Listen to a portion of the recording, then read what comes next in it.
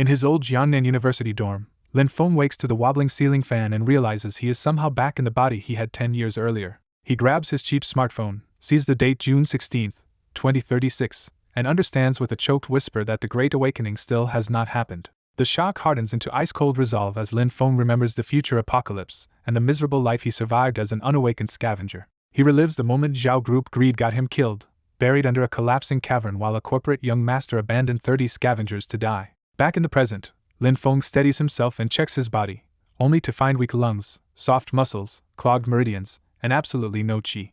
What saves him is not some miracle system, but his perfect memory of the 9 Heaven Circulation Scroll, a legendary manual he could never use in his ruined past life. He remembers the manual's cruel condition and realizes this untouched pre-awakening body is exactly what he needed all along. Then he counts the time left and locks onto his first chance, 36 days until a spiritual seed appears at the West District construction site. His bank balance is only 342 yuan, but being broke and weak no longer matters once he decides to rebuild from absolute zero and never lose again. By 10:30 that night, Lin Feng leaves campus and heads alone into Jiangnan's humid, neon-lit industrial district. Where everyone else would only see a rough neighborhood, Lin Feng reads the ground itself and follows the faint spiritual fault lines under the city. He reaches the fenced West District construction site and sees the sign showing it belongs to Zhao Real Estate. Just seeing the Zhao name reignites the hatred from his first life, because he knows this company will become a warlord faction once the world changes. He recalls exactly what is buried below this project, a premature spiritual seed hidden in crystalline bedrock, the perfect shortcut to a flawless foundation before anyone else understands its value. His scouting is interrupted when the gate guard Big Chang staggers out drunk and barks at him to leave the private property. Lin Feng instantly judges the guard's stance and knows his current weak body cannot win a clean fight. So instead of clashing, Lin Feng drops into the harmless act of a broke student and politely claims he came looking for night shift work. Big Chang mocks Lin Feng's thin frame, but Lin Feng calmly insists he will take the miserable graveyard shift for low pay. That offer hits the guard's weak spot, because the curse-feeling night shift is short on men and nobody wants to work the freezing pit. Big Chang finally lets him in, points him toward Old Man Lu near the cement mixers, and warns that nobody will carry him out if he drops. Lin Feng thanks him politely, but the instant he steps through the gate, the meek mask drops and a cold grin returns. Inside the excavation pit, the job is brutal, and the freezing mud turns every step into a struggle for Lin Feng's weak pre-awakening body. Lao Wang shouts at the college kid to hurry with the rebar before Old Man Lu explodes at both of them. Dragging a 40-kilogram bundle nearly wrecks him, and the gap between his former power and his current body hits hard. But the suffering is deliberate, because Lin Feng is secretly using this backbreaking labor to force open his meridians with the 9 Heaven Circulation Scroll. Tiny threads of ambient spiritual energy rise from the bedrock, and one icy strand finally slips into his dantian. That first thread instantly eases his battered muscles, proving his method works and that he can start cleansing his body before the spiritual seed appears. After 3 relentless hours, Lao Wang finally tosses him a thermos and tells him to take a break, surprised the kid has not stopped once. Lin Feng uses the break to casually mention the unnatural cold, and Lao Wang admits the whole pit feels wrong the deeper they dig. Lao Wang reveals a drill operator saw bright blue water below, but Zhao Group managers sealed that section and ordered everyone to stay quiet.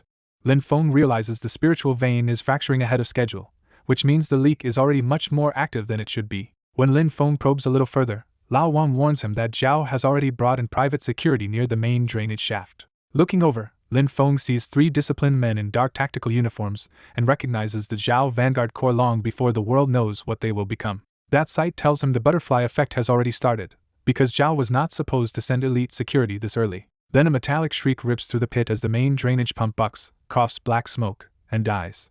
The dark water starts rising unnaturally fast, and the whole excavation suddenly feels like it could flood out. Old Man Lu panics and orders Lin Feng and Lao Wang to haul backup pumps down before the project is wrecked. Before anyone can move, Manager Zhou steps in and coldly blocks access, declaring the lower trench locked down by Zhao Group orders. Old Man Lu argues that the flooding pit is a safety disaster, but Manager Zhou makes it clear Zhao does not care about the workers or the collapse risk. As the laborers retreat in fear, Lin Feng stays still and senses the truth. The rising water is thick with raw spiritual energy, and the spiritual seed is surfacing tonight. He immediately grasps the danger. If he obeys and falls back now, Zhao will lock down the seed by morning and his one perfect chance will be gone. So Lin Feng quietly circulates the tiny strand of qi he has built, smiles to himself, and decides this sudden disaster is the opportunity he has been waiting for. When the evacuation order tears through the upper perimeter, the laborers panic and scramble out of the rain-slick pit before security, or a cave-in can kill them. Lao Wang spots Lin Feng hiding under the excavator and desperately yells for him to climb out. Lin Feng plays the helpless kid, shouting that his shoe is stuck so Lao Wang will leave without him. Lao Wang curses him for being stupid, but a surge of black silted water hits near the ladder and survival wins out, so he flees into the night. With the workers gone, the three Zhao security men drop the act, and manager Zhou draws his crackling baton to take control of the pit. A guard confirms their tripod jammer is blocking every civilian phone signal nearby, so no worker can livestream or send out proof. Manager Zhou reveals headquarters already detected a geological anomaly here, and he coldly orders any worker who comes back to be killed and written off as a cave-in. Hearing that order from the shadows, Lin Feng quietly confirms the Zhao group was already this ruthless even before the world changed. He sends the tiny thread of chi he built through hours of labor into his heels, deciding to survive this with experience and timing instead of direct force. Then the trench water starts glowing deep blue, the temperature crashes, and Lin Feng realizes a spiritual seed is about to break through the bedrock. One guard stares at the shining water in fear, while manager Zhou snaps at him to stop gawking and get the containment capsule ready. Before they can secure anything, the bedrock cracks with a gunshot-like blast, and the fault line gives way. A freezing blue geyser erupts through the pit, ripping apart the drainage pump and hurling cast iron debris everywhere. Manager Zhou dives back with a roar, but one flying fragment still carves open the arm of the guard beside the jammer. The tripod collapses into the water, the jammer shorts out in sparks, and the trench walls start sliding down in a muddy avalanche. As manager Zhou shouts for everyone to fall back to the concrete pillars, the pit turns into a blind storm of mud, steam, and flashlight beams. Lin Feng uses that chaos as perfect cover and runs straight toward the geyser instead of away from it. He dives into the freezing spiritual water, and the shock is brutal enough to kill an ordinary person on the spot. Instead of resisting, Lin Feng calmly activates the 9 heaven circulation scroll and opens his body to the surging energy. At the center of the vortex, he spots the real prize, a tiny crystal droplet of condensed light, the premature spiritual seed. Lin Feng grabs the seed without hesitation and swallows it whole before anyone can see what happened. The seed detonates inside him, burning away impurities and reforging his body from the inside out. His breakthrough races all the way to the peak of mortal flesh refinement stage 3, multiplying his strength and sharpening his senses in seconds.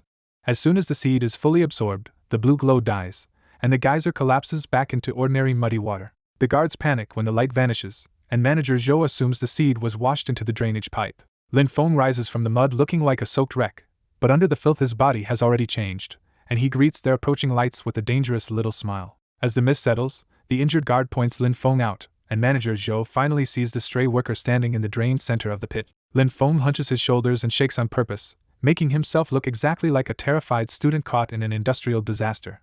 Manager Zhou recognizes him from the front gate, and demands to know why he did not evacuate with the others. Lin Feng keeps up the act, babbling that his shoe got stuck and begging not to be reported because he desperately needs the job. Manager Zhou sweeps the flashlight past him, sees the blue glow is completely gone, and his suspicion only gets worse. He steps even closer and quietly asks if Lin Feng touched anything down there. Lin Feng answers with perfect fake confusion, claiming he thought the freezing water came from a ruptured chemical line and only wanted to crawl out alive. Manager Zhou studies him for any sign of a lie, but Lin Feng's slowed heartbeat and flawless posture sell the terrified act completely. The injured guard whispers that the anomaly vanished exactly where Lin Feng was standing, making him an obvious problem. Manager Zhou cuts him off and decides it does not matter whether Lin Feng knows anything, because a clean grid means no witnesses. Lin Feng throws up his hands and begs for mercy one last time, still pretending to be scared. Manager Zhou sneers that only dead men keep corporate secrets, and swings a lethal high-voltage strike at Lin Feng's collarbone. But to Lin Feng's newly refined senses, the attack is painfully slow, and the fear instantly disappears from his face. He makes a tiny pivot, slides past the swing by half an inch, and leaves manager Zhou off balance in the mud. Before Zhou can even understand the miss, Lin Feng drives a compact palm strike straight into the center of his chest. The force implodes through Zhou's armor and lungs, and the elite enforcer drops to his knees with his nervous system shut down. The other two guards freeze in disbelief as their squad leader is dropped by one casual hit from the kid they were about to execute. The injured guard finally snaps and reaches for his knife, roaring in panic at what Lin Feng just did. Lin Feng closes the distance in a blink, twists the man's arm until the shoulder pops out, and strips away his chance to fight. A precise strike to the base of the neck drops the guard unconscious into the mud before he can even scream. The last guard breaks completely and runs for the aluminum ladder, shouting for help and trying to call Lin Feng an awakener. Lin Feng casually flicks a chunk of granite into the man's knee, shattering it and dropping him before he can escape. The guard crashes face first into the metal rungs and slides back down unconscious, leaving the pit suddenly silent except for rain. Standing alone in the aftermath, Lin Feng calmly tests the power in his hands and quietly approves of what the 9 heaven circulation scroll has given him. Then he kneels beside the unconscious manager Zhou and starts stripping him of anything useful. He takes Zhou's secure phone, corporate wallet, and silver Zhao Group inner sanctum keycard as his first real spoils. To erase the cleanest trail, he tosses the short-circuited jammer into a deep drainage hole where the mud will bury it. Using Manager Zhou's fingerprint, Lin Feng unlocks the stolen phone and pulls up the classified anomaly email tied to this grid. He memorizes the coordinates, realizing this accident just opened the door to more hidden anomalies the Zhao group already knows about. After that, he wipes the phone and drops it back into the mud so the Zhao group will blame this disaster on a rival raid instead of a broke student laborer. With the scene cleaned up enough, Lin Feng retrieves his old backpack from beneath the excavator and heads for the ladder. Covered in filth but carrying a new foundation, Lin Feng climbs out of the pit knowing his path upward has finally begun. Before dawn, Lin Feng slips back into his university dorm and quietly washes the black mud and grime off after his brutal night in the construction pit. Looking into the stained mirror, he sees how one night of danger and that premature spiritual seed already reforged his body into something sharper and stronger. When Lin Feng clenches his fist and pops the air in his palm, he confirms he has already reached mortal flesh refinement stage 3 peak. Instead of sleeping, he changes into a black hoodie and jeans, sits on his dorm bed, and lays out the things he took from Manager Zhou. The credit cards are too risky to touch, but the Zhao Group Inner Sanctum keycard is priceless because it can open the city's underground logistics vaults. He remembers that the vault is hiding a crate of so-called ancient jade ornaments, and 3 of them are actually dormant spiritual stone clusters packed with chi. To break into a high-security corporate vault, Lin Feng realizes he still needs one thing first, a military-grade frequency cloner bought with untraceable cash. So he opens an encrypted browser, enters the Elite Brocade Carp network, and creates a fresh account under the alias Xuanwu. He posts classified excavation data from the West District site, disguising spiritual truth as high-level geological and corporate analysis. Lin Feng prices the post at 50,000 yuan because he knows a rival corporation will pay instantly if it smells blood in Zhao Group territory. Certain that greed will do the rest, he shuts off the phone and calmly goes to sleep without checking for replies. 3 hours later, the phone buzzing on his desk snaps him awake, and he sits up completely alert with none of a normal person's grogginess. The notification confirms the deal went through, and after the forum's cut, 49,500 yuan has already been cleaned into digital currency. The buyer is the Jade Pavilion, and Lin Feng immediately recognizes it as the Bai family moving against their future enemy, the Zhao Group. He quietly enjoys the chain reaction he just started, because once the Bai family checks the site and finds Zhao Men wrecked there, both corporate giants will start tearing at each other instead of hunting him. Then a private message arrives from the Jade Pavilion, pressing him for the missing baseline reading and demanding to know who he is and how he got Ao's internal data. Lin Feng answers like a seasoned broker, refusing to explain himself and naming his price for the final reading, a Structural X frequency cloner, and 20,000 yuan in cash at Phoenix Street that night. After a tense pause, the other side accepts the deal and tells him to come alone. Standing at the dorm window as the rain finally clears, Lin Feng looks over the waking city and knows he already stole the first move from the people who think they run Jiannan. That night at Phoenix Street's antique market, Lin Feng arrives alone in his hood, walking through the deserted lanternlit alleys like an ordinary late-night drifter. But with his refined body, he immediately picks up the hidden surveillance and counts 4 Bai family scouts waiting in the surrounding blind spots. He stops in a quiet courtyard with an old dry stone well, and a cold voice greets him from the shadows as the real meeting finally begins. The woman is Bai Qingxi, the Bai family's young intelligence director, and she did not come alone because a towering unnamed bodyguard is planted right behind her. Lin Feng immediately calls her director Bai, and that tiny reveal tells her this hooded broker knows far more than he should. Ignoring her jab about his fake name and cheap clothes, Lin Feng tosses over a cheap flash drive containing the final reading she came for. The bodyguard checks the drive on a rugged tablet, and after a tense few seconds he confirms the baseline data is real. With the data verified, Bai Qingxi lays out what her side already discovered. The Zhao Group covered up the site as an accident, but 3 elite enforcers ended up hospitalized with mysterious nerve trauma and ruined weapons. Then she presses right at the heart of it, asking him who he killed to get internal Zhao telemetry. Lin Feng refuses to explain a single thing and simply asks for the equipment he was promised. Bai Qingxi cannot read any fear or tension from him, and that blank calm only makes him more unsettling. At her signal, the unnamed bodyguard opens a heavy briefcase and reveals both rewards inside, the matte gray Structural X cloner, and a neat brick of cash. Bai Qingxi coolly warns that the cloner is restricted hardware that could put him away for 10 years if he gets caught. Lin Feng walks straight into the unnamed bodyguard's striking range anyway, because to him the man is dangerous but full of obvious flaws. Without even acknowledging the threat, he picks up the cash and the cloner and packs them into his backpack. As he turns to go, Bai Qingxi makes a bigger offer and promises asylum, protection, and a permanent position if he keeps feeding the Jade Pavilion intelligence. Lin Feng almost smiles at that, because he knows the Bai family is still just another corporate beast with cleaner manners. Instead of accepting, he leaves Bai Qingxi with a warning for her grandfather: stop staring at the ground and start looking at the sky, because bigger cracks are coming. The moment he disappears into the alley, Bai Qingxi snaps into command mode and orders her men to tail him and uncover his identity before midnight. Her rooftop scouts and the unnamed bodyguard rush after him at once, but when they round the corner into the dead-end lane, Lin Feng is simply gone. The locked iron door, bare rain-slick walls, and untouched puddles make the scene even worse, because there is no believable way a mortal could have escaped in seconds. Back in the courtyard, Bai Qingxi hears the report, repeats his strange line about the sky, and for once her cold heart skips with real uncertainty. 2 miles away, the answer is already visible. Lin Feng stands on a narrow steel beam 60 floors above Jiangnan, balanced against the wind like he belongs there. He lets his hood fall back, opens his backpack, and takes out the Zhao Inner Sanctum keycard and the new frequency cloner he just bought with one clean trap. With money secured and the right tool finally in hand, Lin Feng sets his next move in stone. Tomorrow night, the Zhao Group's central logistics vault is his target. Late at night, Lin Feng slips into the Zhao Group's northern logistics hub, landing outside the eastern wall in his black hoodie, gloves, and half mask. At a shadowed staff entrance, he pulls out Manager Zhou's stolen keycard and the military-grade frequency cloner he bought from the Jade Pavilion. Lin Feng trusts future knowledge over the company's security, sure that their pre-awakening biometrics are just another door waiting to be picked. He clips the cloner into the card reader, feeds in Zhou's card, and lets the stolen device copy the rotating biometric algorithm. A soft beep turns the lock light green, and the sealed steel door quietly gives way. Lin Feng slides into the dark facility and shuts the door fast so the system has no chance to flag a delay. Inside the endless warehouse maze, he stops and listens with his Stage 3 peak senses, mapping guards and cameras through the dark. Instead of risking the open aisles, he climbs the shelving like a phantom and crosses the upper beams above every patrol route. Guided by memory from his past life, he heads straight for the subterranean high-value vault. 10 minutes later, he reaches a narrow stair landing and faces a massive circular tungsten vault door protected by a tighter second layer of access control. He calmly plugs in the cloner again, this time using token data lifted from Manager Zhou's phone to fake the vault's proximity signature too. The tungsten gears unlock, and the vault slowly grinds open under heavy pressure. Inside the chilled vault, Lin Feng ignores the obvious riches and locks onto one plain archaeological crate in the back corner. The crate's faded customs mark says it came from Mount Tai, exactly what Lin Feng came here for. He jams in a pry bar and rips the nailed lid free with brute control. Old jade pendants and broken tablets fill the crate, but Lin Feng sees something much more valuable hidden under the junk.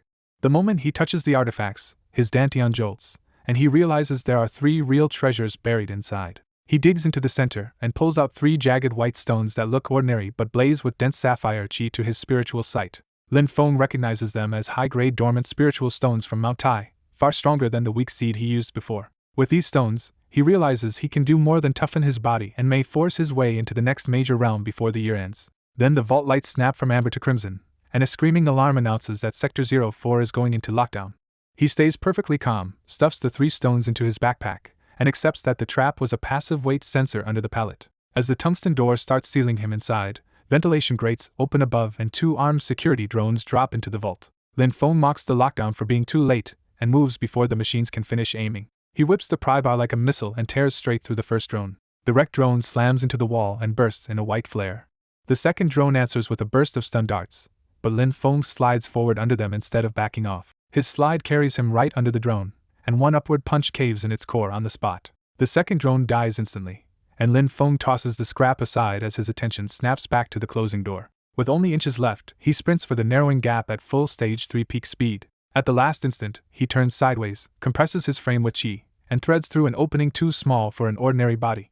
His heel clears just before the door slams shut with a foundation-shaking boom behind him. Standing safely outside the sealed vault, Lin Feng adjusts his backpack and knows the fortress may be in chaos, but the real prize is already his. By 3 a.m. the rain is hammering Jiangnan, and Lin Feng hides in an abandoned half-demolished building on the outskirts. He opens the backpack and spills out the 3 Mount Tai stones in the beam of his phone flashlight. Even through their dull shells, the stones pulse with sapphire light until the whole room turns sharp and cold around him. Looking back, Lin Feng dryly realizes he could have avoided the alarm if he had simply swapped the missing weight with scrap iron. He immediately dismisses that mistake because the Zhao Group will blame a major rival operation, not one lone cultivator with future knowledge. When his bare hand touches the first stone, the 9 heaven circulation scroll flares on its own and starts pulling chi like a vacuum. The stone cracks open, and a serpent-like stream of sapphire light coils around his arm before sinking into his skin. The pure Mount Tai chi hits his primary pathways like molten metal and turns his veins a vivid violet color under the strain. An ordinary person would have ruptured on the spot, but Lin Feng's meridians were already cleaned and tempered by the excavation pit ordeal. Grinding through the pain, he forces the torrent into his dantian and forges a stronger second layer of spiritual reserves. The breakthrough surges past mortal flesh refinement stage 4 and keeps climbing into stage 5. The excess energy even reinforces his bones and joints until his whole mortal frame feels rebuilt for far greater force. By 5 a.m. the first stone has collapsed into gray dust, its entire essence absorbed into Lin Feng.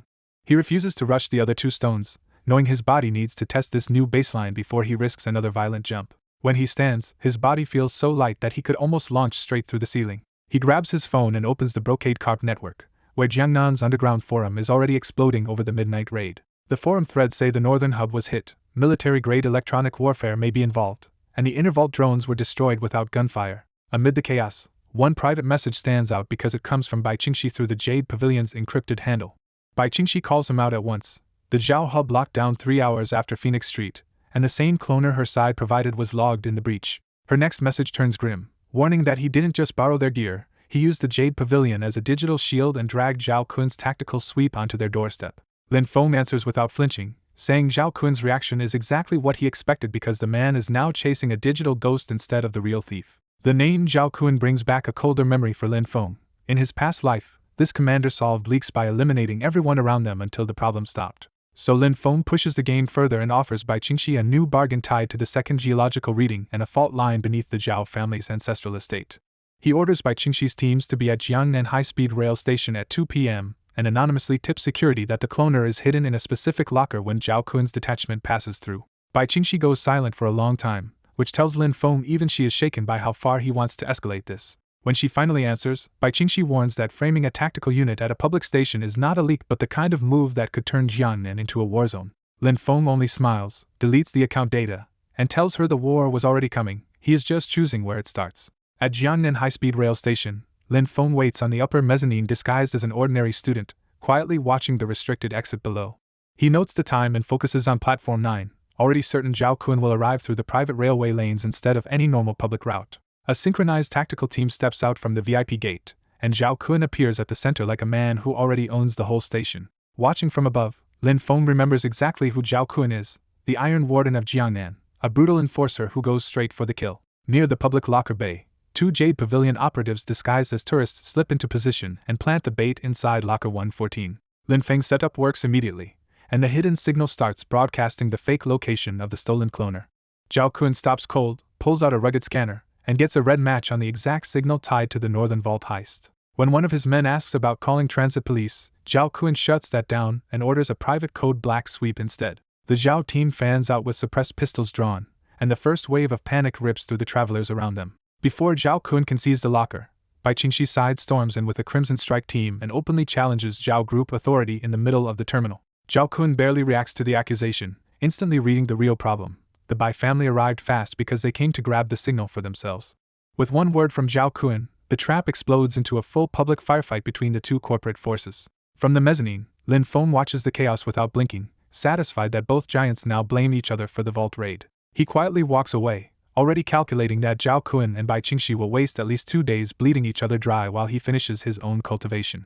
Outside the station in the damp afternoon air, Lin Feng leaves knowing the countdown is still running but the board is finally in his hands. Later in the abandoned textile factory cellar, Lin Feng sits cross-legged with the last 2 Mount Tai spiritual stones as frost crawls across the freezing walls. He calmly reflects that Zhao Kun and Bai Qingxi are tearing each other apart over an empty stage, buying him time to complete the next phase of his foundation. Lin Feng places both palms on the stones and activates the 9 Heaven Circulation Scroll, pulling the trapped chi into a violent spiritual vacuum. The 2 stones crack at once, and twin torrents of sapphire light burst out and bore straight into his arms. The force is far more savage than before, but Lin Feng's perfectly cleansed channels hold as the pressure swells through his body instead of tearing him apart. Instead of resisting the pain, he drives that crushing energy down into his bones and uses it like a hammer to forge his body harder. His body tears through Stage 6, Stage 7, and Stage 8 in one unstoppable surge as bone, muscle, tendon, and skin all refine together. By 5:30, the stones are nothing but dead ash, and Lin Feng opens his eyes with a brief terrifying flash of gold. He rises in a body that feels almost weightless, yet his senses now reach absurdly far through the rain, the city, and even the subway lines underground. Lin Feng confirms the result for himself. He has reached mortal flesh refinement stage 9, the absolute peak of this phase. He checks the Brocade Carp network and finds Jiangnan in meltdown, with both family empires spiraling into lockdown, drone deployments, and crashing stocks. One rumor thread even names Xuanwu as the hidden mastermind, but Lin Feng ignores the noise and opens a fresh encrypted ping instead. The urgent message from Bai Qingxi says Zhao Kun has stopped chasing the cloner, and unleash the private Iron Guard to purge Phoenix Street instead. Bai Qingxi warns that her grandfather has ordered a full retreat, and by 8 tonight every merchant tied to last night's courtyard meeting could end up on Zhao Kun's kill list. Reading it, Lin Feng instantly understands Zhao Kun's logic. If the digital trail is gone, the old hound will massacre weaker targets until the hidden player shows himself. He drops the phone into his backpack and pulls up his hood, deciding that if Zhao Kun wants to bait out the vanguard with slaughter, he will answer personally.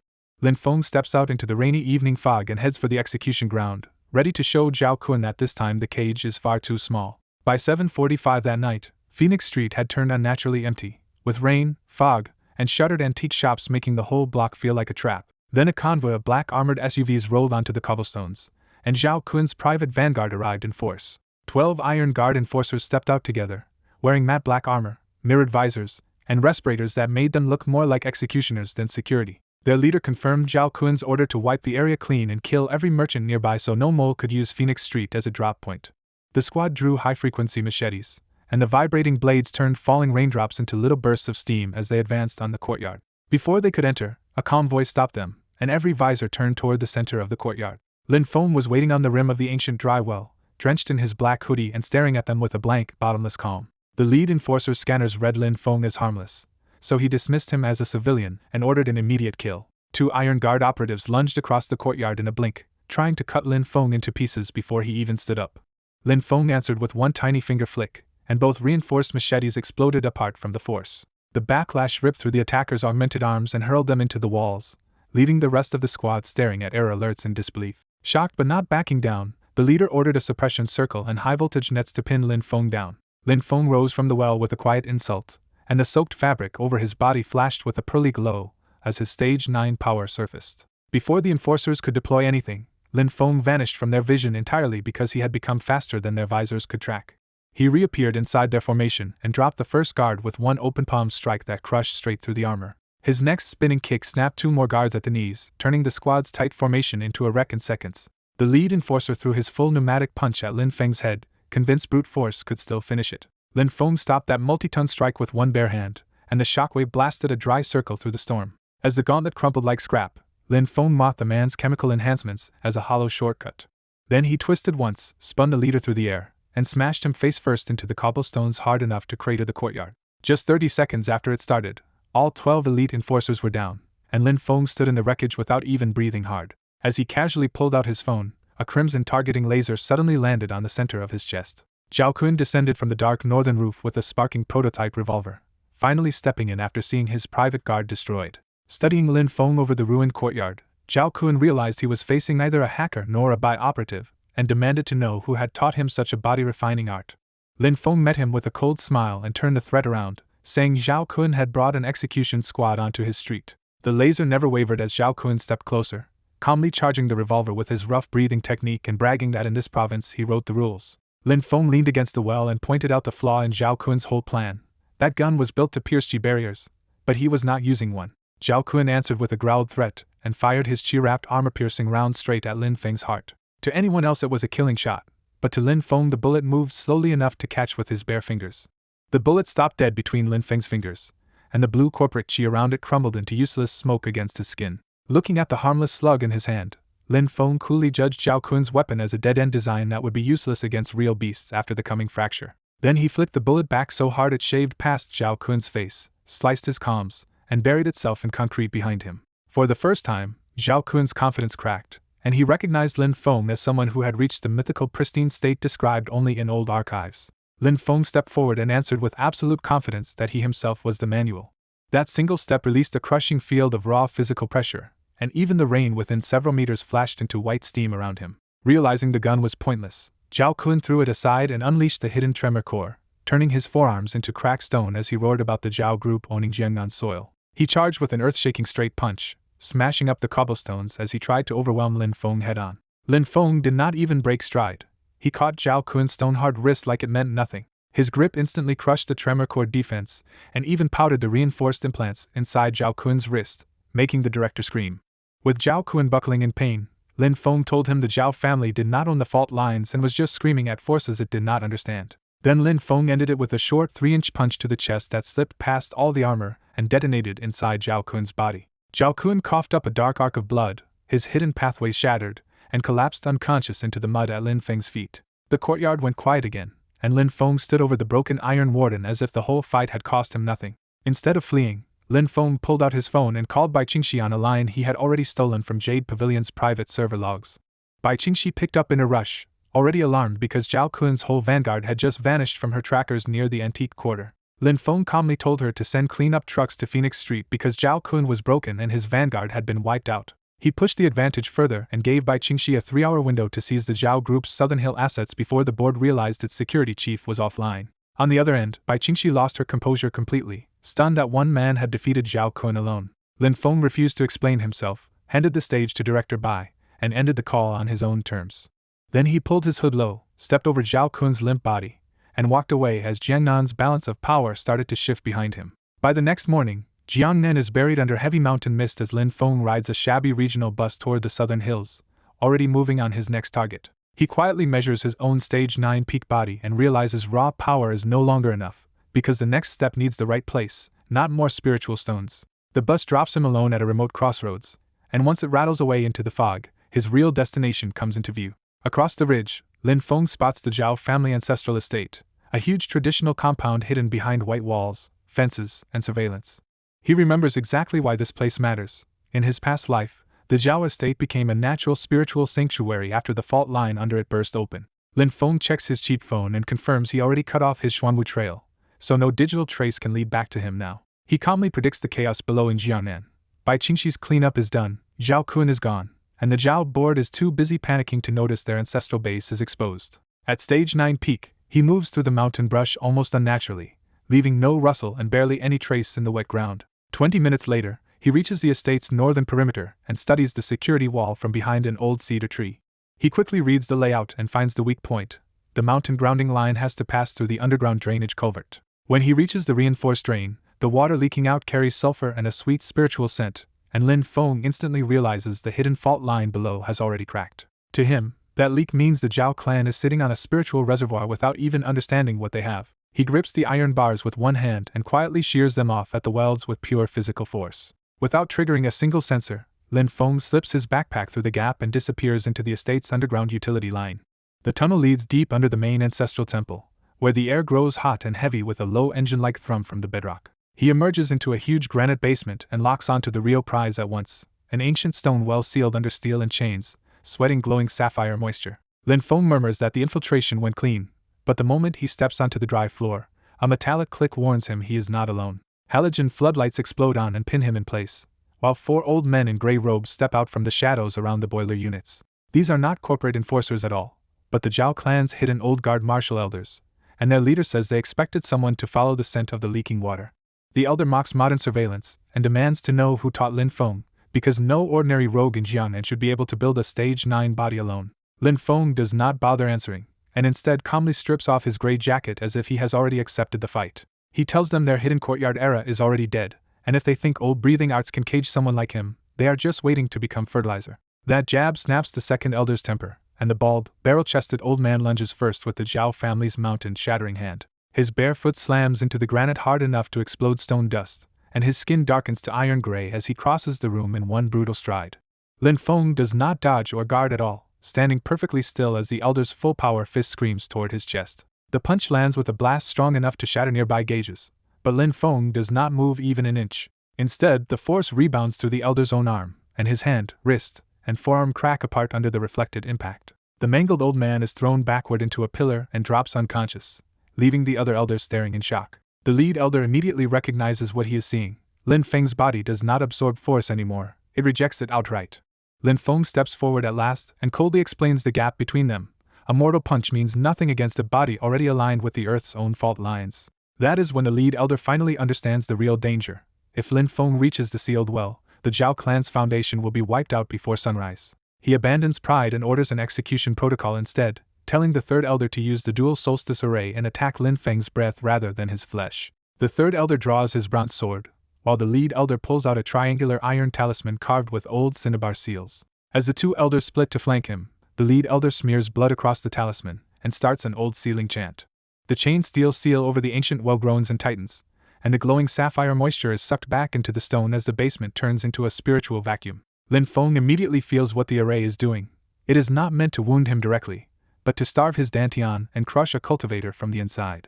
In the same instant, he realizes the trap is nastier than expected, because forcing through it will collapse the cavern and bury the well under the mountain. Seeing him pause, the third elder charges in with his bronze sword, weaving a killing net at Lin Feng's throat, and eyes to drain him faster inside the vacuum. The swordsman shouts that Lin Feng has run out of sky, but Lin Feng only smiles darker in the middle of the pressure, and says a vacuum cannot starve a sea. He closes his eyes instead of drawing a weapon, ready to ignite the second stone even inside the clan's ancestral iron cage. In the basement vacuum array, the third elder keeps slicing feints at Lin Feng's face, trying to force one panic dodge that will drain him dry. Lin Feng shuts his eyes instead of retreating, because the Zhao array only starves people who still rely on outside spiritual energy. Using the 9 heaven circulation scroll, he compresses the sapphire chi in his dantian inward until his body becomes a sealed engine. Then he triggers the last white jade stone inside his backpack without even touching it, pulling its fuel straight into his spine. That brutal internal injection pushes Lin Feng to mortal flesh refinement stage 9 peak integration, and his eyes blaze gold. The third elder freezes when the sword stops just short of Lin Feng's forehead, blocked by sheer physical pressure radiating off him. Lin Feng quietly tells him, "Your vacuum is too small," then takes one step that collapses the whole array. The basement air slams back with a sonic boom, and the third elder loses the perfect footing his sword style depended on. Lin Feng catches the bronze blade barehanded and crushes the old artifact into pieces. Before the fragments even fall, he drives a compact palm strike into the third elder's shoulder and wrecks the old man's right side. The third elder crashes into the water heaters and drops in a limp heap, leaving the lead elder staring in sudden panic. Desperate to stop him, the lead elder blood activates the triangular talisman again and prepares to bury everyone under the mountain. Lin Feng blurs across the room before the final seal can land, mocking the elder's obsession with ownership. He grabs the lead elder's wrist and crushes the bones to powder before the old man can finish the self-destruct.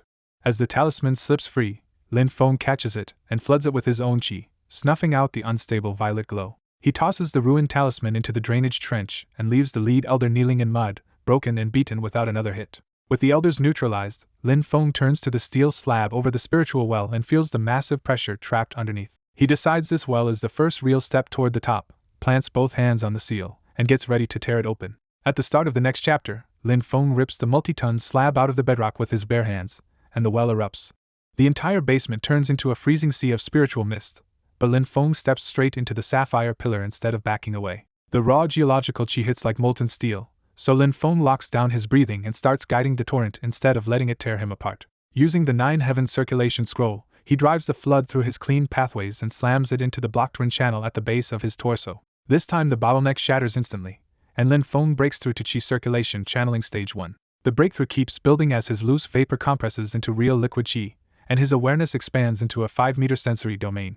By 6:45 in the morning, the geyser settles down, and Lin Feng opens his eyes in the wrecked basement as a true cultivator. His old clothes are shredded by the breakthrough, exposing a lean body packed with absurd durability under that calm surface. He calmly recovers his backpack, pulls out a clean shirt, and puts his jacket back on as if the breakthrough was just another task. Then his new senses catch heavy footsteps above, and Lin Feng realizes outside forces have arrived much earlier than they should have. The security doors explode open, and 3 masked operatives in unmarked black tactical gear rush into the basement with guns up.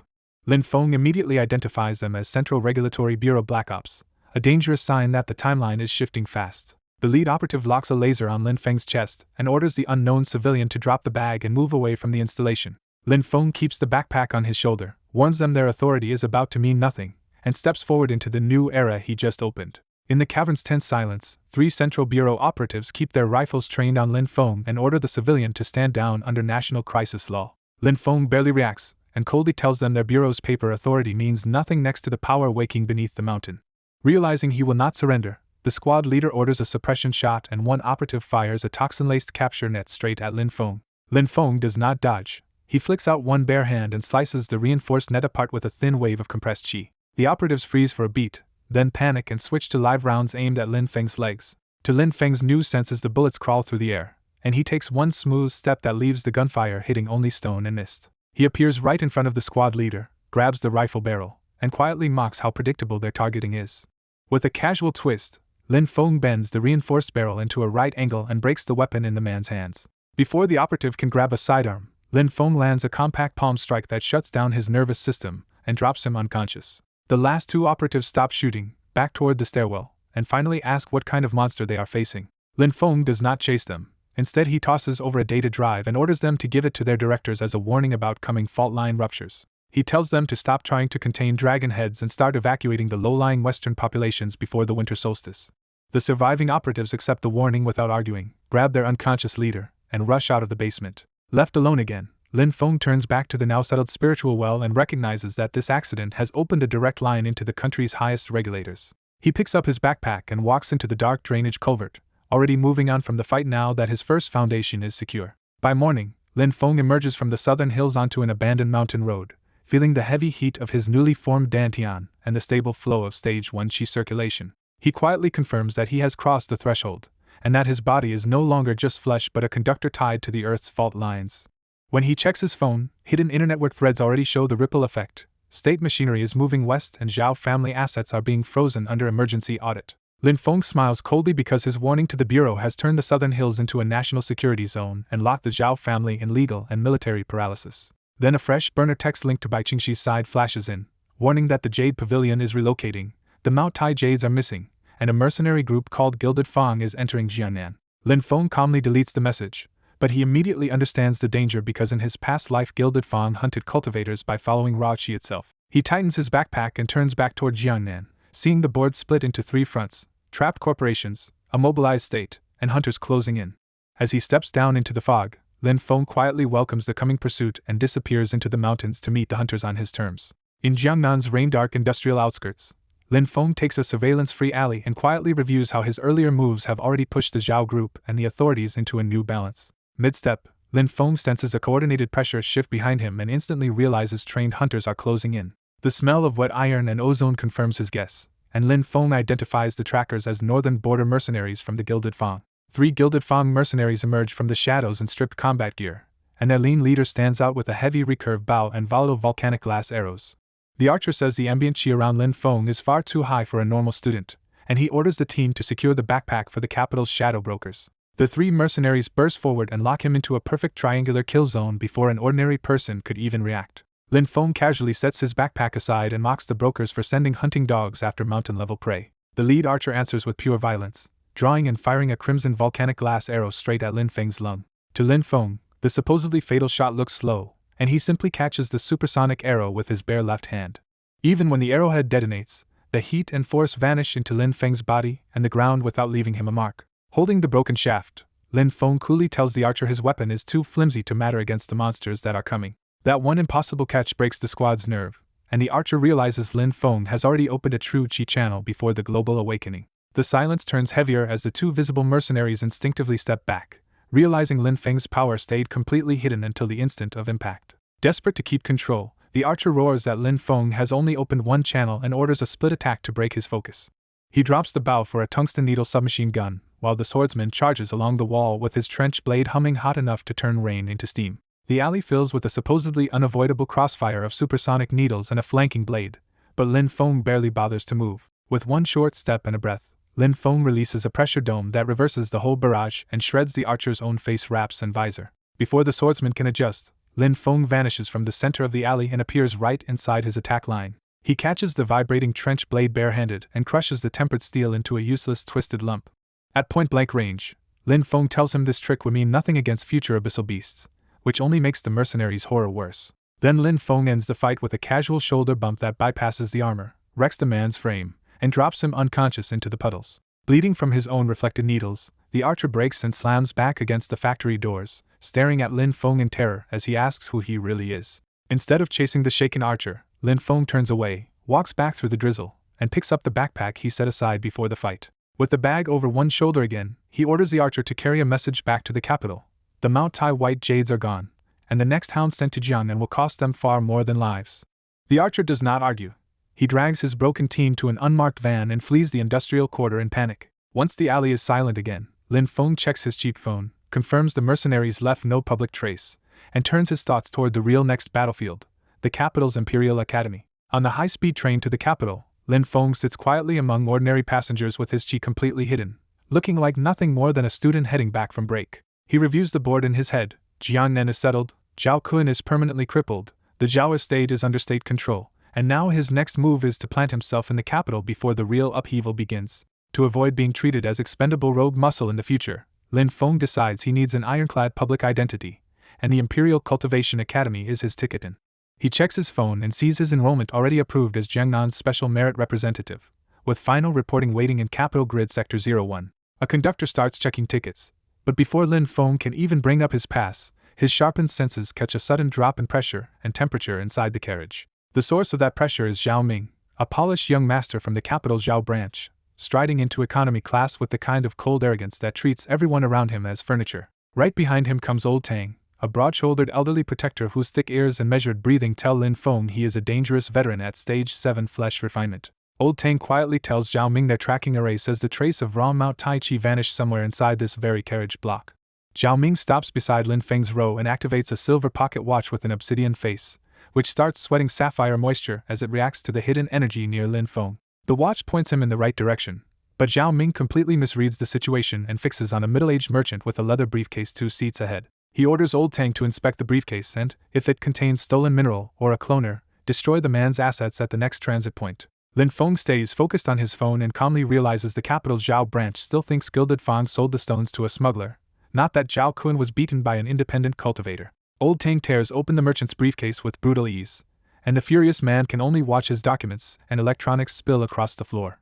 There is nothing inside, and the obsidian watch instantly goes dark, leaving Zhao Ming staring at a dead trail. Old Tang's eyes sweep right past Lin Feng without a second thought, seeing only a broke student instead of the person they are actually looking for. Frustrated, Zhao Ming decides the thief must be masking the signal through the carriage network and orders the routers cut at the next checkpoint to flush the mole out. He marches back toward first class, and Lin Feng watches their reflection in the dark window, knowing he has cleanly turned the capital branch loose on a shadow. As the train crosses into the capital, Lin Feng stays invisible in plain sight, already carrying his enemy's future battlefield in his pocket.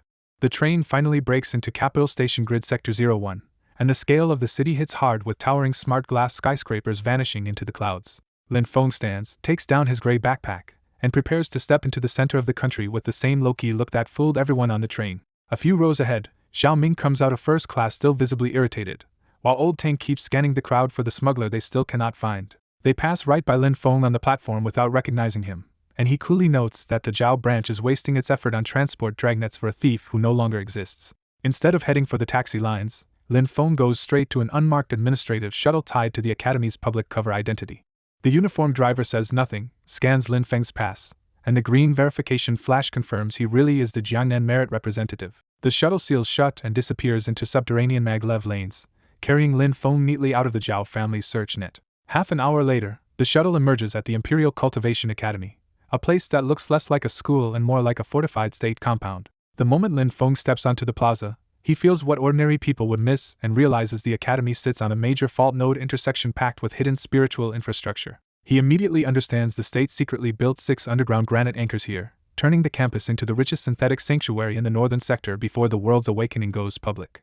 At the reinforced check-in desk, a severe woman in a dark crimson instructor's tunic calls for his name, identification packet, and provincial confirmation without a hint of welcome. Lin Feng steps up, hands over his phone, and quietly identifies himself as Lin Feng from Jiangnan's provincial registry and merit slot. The instructor scans his file, looks over his plain clothes and worn backpack, and her face immediately hardens with disappointment at what she thinks Jiangnan has sent her. She bluntly tells him his records make him look like an ordinary laborer who only got noticed for reflexes during an excavation accident, with no martial lineage, clan support, or cultivation foundation. Then she assigns him to dormitory block D, room 409, pushing a plain white key tag across the desk and quietly marking him as low-tier independent stock. She warns him that his physical review and meridian screening are tomorrow morning, and if his so-called talent was just luck, the academy will throw him back to Jiangnan by noon. Lin Feng answers with perfect humility and thanks her, never letting his face show how badly the academy has misjudged him. As he turns away toward the sprawling training grounds, a faint cold smile appears because he already knows their screening array is built for mortals and has no way to measure what he really is. On a smog-heavy morning at the Imperial Cultivation Academy, nearly 50 provincial recruits wait in the South Training Hall while capital elites and syndicate observers watch from the glass galleries above. Instructor Meng calls the hall to order and explains the meridian screening array. Each candidate must press the pillar with full force, and anyone under 150 points is expelled on the spot. When Zhao Ming's name is called, the mood changes immediately, because everyone knows the capital Zhao heir is one of the hall's untouchable favorites. Zhao Ming calmly activates the tremor core, darkening his forearm like mountain stone before he slams his palm into the black crystal. The array flashes 580 points, and Instructor Meng immediately confirms Zhao Ming for the Vanguard Elite section. As more candidates test, some barely pass, some are thrown out, and the independent students grow more desperate watching the cutoff chew through them. Then Instructor Meng calls Lin Feng, and the room instantly treats him like a joke from the provinces. From the gallery, Zhao Ming tells Old Tang this is just a Jiangnan laborer who survived a collapse by luck, and Old Tang agrees he looks like a nobody. At the pillar, Lin Feng does not posture or use any flashy breathing form, because he already knows even a trace of his liquid chi would destroy the machine. He settles into his stage 9 peak mortal foundation, then gives the terminal nothing more than a short 3-inch flex of his forearm. For a few seconds nothing happens, and the elite side starts sneering that Lin Feng failed to trigger even the minimum threshold. Before Instructor Meng can fail him, the screening pillar suddenly shrieks and buckles inward under the shape of Lin Feng's hand. The holographic display does not count normally at all. Crimson overload warnings flare above the damaged pillar, and the rating locks at a broken 999+. The whole hall goes dead silent as Instructor Meng drops her pen and the gallery observers lurch to their feet, staring at a machine that should have been impossible to deform. Zhao Ming turns pale and blurts out that 999 points should be impossible for an unawakened commoner. Lin Feng calmly pulls his hand away before any deeper skin can touch his chi, slides it back into his pocket, and softly asks if he passed the minimum threshold. The next chapter opens on the same brittle silence, with everyone still struggling to process how Lin Feng crushed the Academy's trusted measuring standard. Zhao Ming desperately asks Old Tang if there was some hidden trick, but Old Tang listens to Lin Feng's perfect breathing and realizes this body was built on an unbroken foundation. Lin Feng prompts Instructor Meng again, forcing her to stop panicking and make an official ruling in front of the entire hall. Trying to save face, Instructor Meng calls it a calibration error from a mass variance, but she still has to approve Lin Feng and assign him straight into the advanced special section. That decision hits the room hard, because an unknown commoner from Jiangnan has just been thrown into the same top cage as the capital's protected geniuses. When Lin Feng walks toward the front bench, the legacy candidates part for him on instinct, and not one of them dares laugh now. He sits at the edge of the front bench with his worn backpack against his shins and quietly thinks through what this public show of force will trigger across the capital. Instead of fearing that attention, Lin Feng welcomes it, because this time he plans to move in the open and make the capital's elite into pieces on his board. Then a hidden transponder in his jacket vibrates, and Lin Feng notices it is not his normal cheat phone but the Black Ops device he took earlier. The encrypted alert reveals the Bureau verified Lin Feng's earlier data, confirmed the Western fault line anomalies, and is now treating him as a special observation target to be secured at all costs. The same message carries a bigger shock. The first true dimensional tear will breach beneath the Academy's North training grounds 48 hours ahead of the global timeline. Lin Feng immediately wipes the transponder cache and slips the device away, because the Bureau's mistake just handed him a direct line into top-level military movements. With a cold, undefeated calm, Lin Feng realizes the hidden dragon nest under the Imperial Academy is about to crack open, and he is already sitting at the center of the stage. Late that night in Dormitory Block D, Lin Feng sat alone in room 409 and cultivated an eerie silence, his body already running far beyond an ordinary student's level. As he refined his breathing, Lin Feng coolly concluded that the screening incident had already forced the capital's factions to move against him, but none of them understood the real disaster coming. A brutal change in the air hit first, and the dorm suddenly filled with the smell of sulfur, ozone, and raw ley line energy. Lin Feng's eyes snapped open in a flash of gold as he realized the first true dimensional tear had started early, right under the North training grounds. Knowing the timeline had shifted because of his earlier move, he dressed fast, grabbed his worn backpack, and headed out without a hint of panic. He slipped out through the rear fire exit and crossed the wet grass in total silence, moving straight toward the source of the disturbance. From the tree line above the North training grounds, Lin Feng found the place already locked down by a full Central Bureau military cordon. On an upper platform, Director General Sun stood in command beside Zhao Ming and other Academy elites, all of them visibly strained by the crushing pressure in the air. A frantic technician reported that the fault anchors had collapsed to zero, and the ley line wasn't leaking anymore. It was tearing a hole in space at the center of the training pit. Sun immediately demanded Lin Feng's location, only to hear that the dorm biometric grid had gone dark and the Academy had lost his trace. Still bitter from the screening humiliation, Zhao Ming mocked Lin Feng as a coward who had fled the moment a real crisis appeared. Lin Feng answered from above, calmly cutting through the alarms and making everyone look up at once. Relieved to see him alive, Director General Sun shouted for Lin Feng to get down and take shelter in an armored transport before the collapse worsened.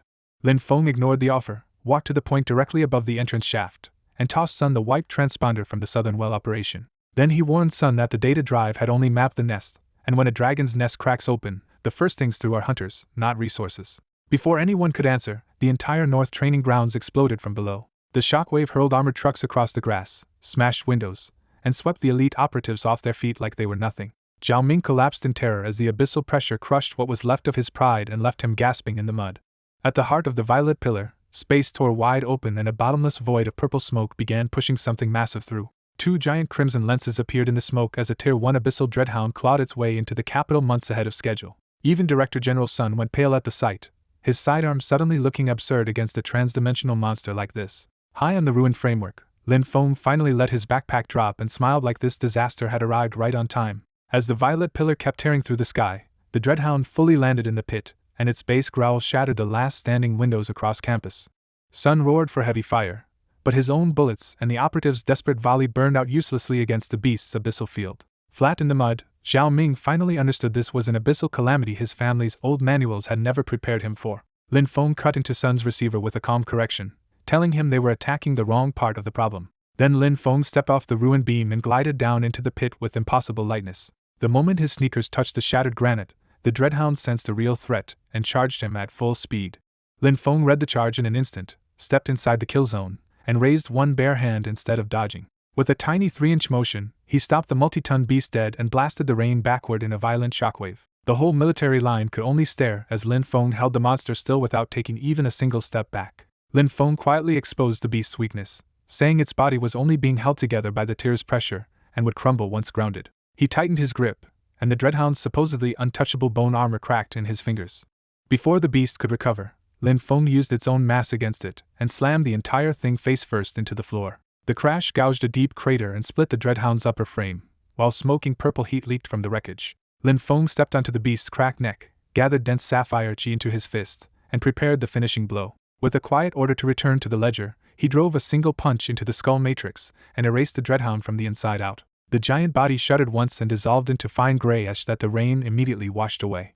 When the pit finally went silent, Lin Feng walked back through the smoke, picked up his backpack, and looked up at the stunned command platform. Then he told Director General Sun the nest was clear and challenged the Bureau to redraw the country's defenses before winter, because their old playbook had already failed. The underground arena falls dead silent after the Tier 1 abyssal dreadhound is erased, leaving only a scorched crater and thin violet sparks twitching over the granite. At the center of that crater, Lin Feng calmly picks up his worn backpack and slings it over one shoulder like nothing unbelievable just happened. Up on the warped balcony, Director General Sun is so stunned by Lin Feng's unmarked body that he lets his prototype gun slip from his hand. A shaken technician reports that the satellites caught a 0-point energy spike and the breach was forced shut by physical mass, something their models cannot even explain. Sun snaps back into command and orders a code black seal, warning that anyone who leaks this telemetry before noon will pay with their lives. Nearby, Zhao Ming is still on his knees in the mud, and watching Lin Feng kill the monster with one short punch has shattered the last of his arrogance. In Zhao Ming's mind, the comparison is unbearable. Old Tang needed decades to reach stage 7, but Lin Feng crushed a transdimensional beast barehanded without even showing a normal martial stance. Lin Feng walks up out of the broken pit and stops at the observation stairs, looking at Sun with a gaze so cold it unsettles even the old general. Lin Feng calmly tells Sun the Bureau caused the tear by using old harmonic dampeners, and warns that Sector 04 must be rebuilt with high-density mineral matrices before midnight, or the next breach will bring a full vanguard swarm. Sun comes down to face him directly, but when he tries to read Lin Feng's cultivation, he finds nothing at all because Lin Feng's energy loop is sealed too perfectly to track. Sun presses him in a low voice, saying Lin Feng somehow knew the breach timing and the southern well data drive already saved the region's defenses, so he demands to know who Lin Feng really is. Lin Feng gives Sun only a controlled answer. He is from the Jiangnan Registry. His blueprint comes from the fallout instead of bureau history, and if Sun wants to keep the capital from becoming an ash pit, his place in the advanced special section must stay. Without waiting for permission, Lin Feng turns away and heads toward dormitory block D, leaving Sun staring after a player he can no longer command. By dawn, that disaster has become Lin Feng's shield. The bureau now depends on his warnings, the legacy clans are chasing a ghost, and he has quietly secured his first foothold in the capital. The story cuts to the capital Zhao Core branch, where 7 senior directors gather in a tense boardroom high above Sector 01's neon skyline. Instead of normal business screens, the whole room is focused on a hologram replay of the ruined North training grounds. At the foot of the table, Zhao Ming sits in an ash-stained shirt with his hands clenched between his knees to hide how badly he is still shaking, while Old Tang stands in submission by the doorway. One senior director slams the table and says Sun's code black lockdown was so tight that Zhao's people had to bribe 3 bureau data technicians just to steal a partial biometric read before the logs were purged. The hologram shifts to the warped handprint in the screening pillar and the blurred death of the Dreadhound, making Lin Feng's impossible strength impossible to deny. The unnamed director lays out the impossible profile. Lin Feng has no clan, no backing, broke the screening scale at 999+, and then erased the transdimensional apex beast with a tiny 3-inch punch. Then the elder matriarch speaks, calling it a regression script and fixing Zhao Ming with a stare that makes the whole room go still. She reminds Zhao Ming that the stolen Mount Tai white jades vanished inside his train carriage and asks the question he should have asked earlier. Did he really look at that boy? Zhao Ming admits Lin Feng sat right beside them on the train looking like a worthless commoner, and every skin said he was basically empty, so Zhao Ming dismissed him. The matriarch realizes the trick immediately. Lin Feng kept his internal loop so perfectly grounded that the scanners and the obsidian watch read him as empty space, which means he may know the future of the fault lines. Before the room can settle, the doors hiss open and a crimson-jacketed operative rushes in with an emergency border update. She reports that the Bai family has pulled its money out of the northern logistics hub and moved its drone fleet to shadow the Bureau's engineering columns heading for Sector 04. The lead director grimly reads the move for what it is. Bai Qingxi already suspects Xuanwu is in the capital and is using the Bureau's military response to scout the next inheritance nodes before Zhao can reach them. The elder matriarch cuts through the panic and declares that once the winter solstice rifts open, the state's authority will be worthless, so Lin Feng cannot be allowed to stay independent. She gives the order to activate the Gilded Fang's Iron Core executioners and send them through the academy perimeter at midnight to force Lin Feng to surrender the Sector 04 fault mapping or die. That order gives Zhao Ming a nasty flicker of hope, because he knows these executioners are not ordinary hired killers but Stage 9 monsters stripped down enough to survive abyssal pressure. The operative bows, accepts the mission, and leaves the boardroom to set the hunt in motion. Across the rain-swept capital, the academy alarms finally fade, but the major powers are already drawing their deadliest blades against a monster who is quietly waiting for them in the dark. At midnight in Academy Dorm Block D, Lin Feng sits bare-chested on a hemp mat and calmly cultivates in the freezing concrete room. With his sharpened awareness, he picks out 4 hidden intruders outside and instantly identifies them as the Zhao branch's Iron Core executioners. Instead of panicking, Lin Feng coolly concludes that Elder Matriarch Zhao sent her top shadow squad before the state could lock him down as a protected asset. Then the reinforced window vanishes in an instant as acid mist melts it into gray sludge, opening the room to the attack. 4 massive executioners drop through the open frame without a sound, their black mechanical exoskeletons and glowing obsidian visors making them look more machine than human. Their leader extends a vibrating tungsten spike and orders Lin Feng to hand over the Sector 04 fault line mapping or be liquidated on the spot. Lin Feng answers with chilling contempt, saying the matriarch still believes metal grafts can cheat the laws of cultivation when they really just make a heavier target. The leader drops the pretense and orders an immediate kill. One executioner charges first, swinging a 400-pound iron maul straight at Lin Feng's skull with pure mechanical force. The maul slams into Lin Feng's jaw, but he does not even flinch. Instead, Lin Feng's body reflects the force back through the weapon, shattering the maul and ripping the attacker's arm apart from the recoil. The leader finally realizes brute force is useless and switches to neurotoxic arcs meant to fry Lin Feng's nerves and implode his dantian. Violet plasma cables lash across room 409 and seal him inside a crackling kill grid. Standing in the middle of the crackling kill grid, Lin Feng smiles and tells them their matriarch's old tricks are obsolete because artificial current means nothing to him now. As the net tightens, the lead executioner orders full output before the regional monitors can catch the spike. Lin Feng does not defend or dodge. He takes one slow breath and reaches out with both bare hands. He grabs the live plasma cables directly, and the executioners watch in disbelief as the current grounds harmlessly through his body instead of burning him. Then Lin Feng yanks hard and drags the armored killers off their feet with their own weapons. The 3 cyborgs crash together into a tangled heap of black metal in the middle of the floor. Before they can recover, Lin Feng vanishes from sight and reappears above them with overwhelming speed. His heel crashes down into one executioner's torso, rupturing the internal power systems and killing him from inside the armor. The lead executioner panics and thrusts his tungsten spike straight for Lin Feng's throat. Lin Feng catches the supersonic blade between 2 fingers and crushes it into twisted scrap with a casual turn of his hand. At point-blank range, he tells the executioner the Zhao clan's metal tricks will be worthless when the Rio rifts open.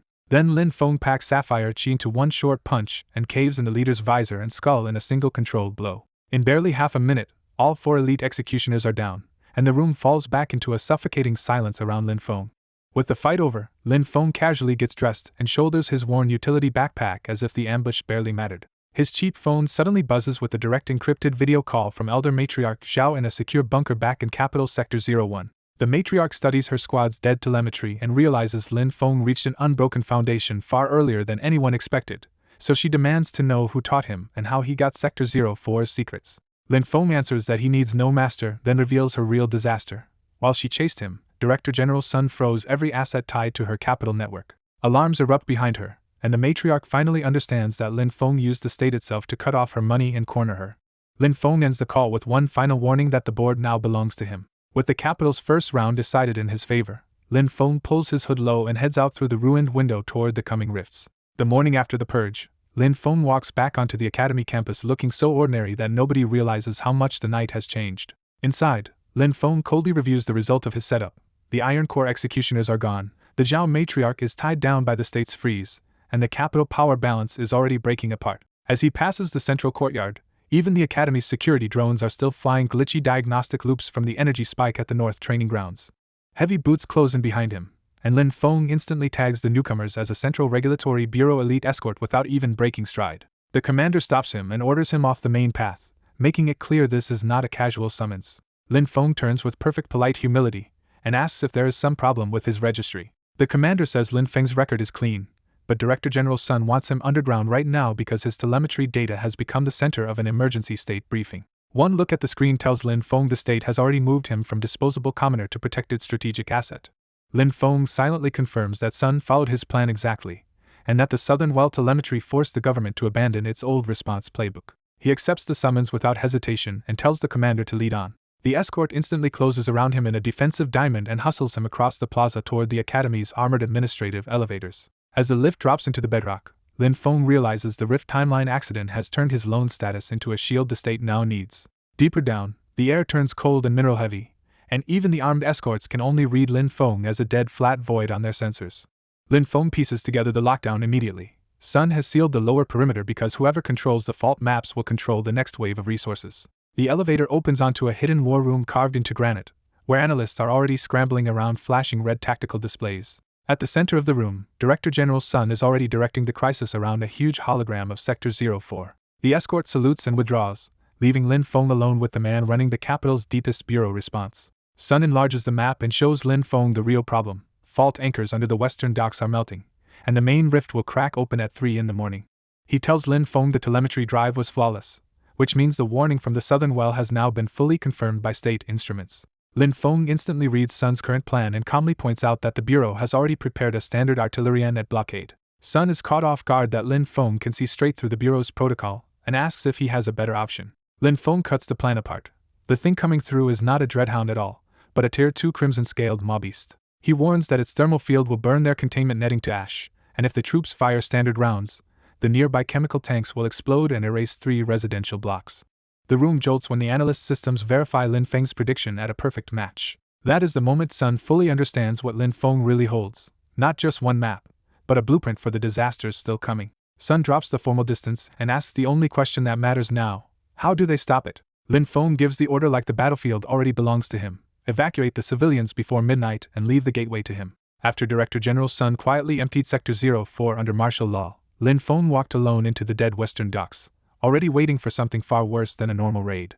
He calmly tracked the time and the cleared perimeter, noting that Bai Qingxi's side still thought this place hid another resource cache and still had no idea a rift was about to open. Lin Feng knew the Bureau and the clans had misunderstood the fault lines, because before any sanctuary could produce treasure, the gateway had to spit out its first predators. Then the air ripped apart with a shriek as the clouds above Terminal 3 twisted into a crushing spiral and violet cracks raced across the asphalt. A jagged purple tear opened in the sky and blasted out abyssal heat so violently that nearby steel containers vanished, and the freezing drizzle turned to white steam. From that rift, a Tier 2 crimson-scaled maw-beast forced its way into New Huaxia and locked all of its crimson eyes on the one human standing below.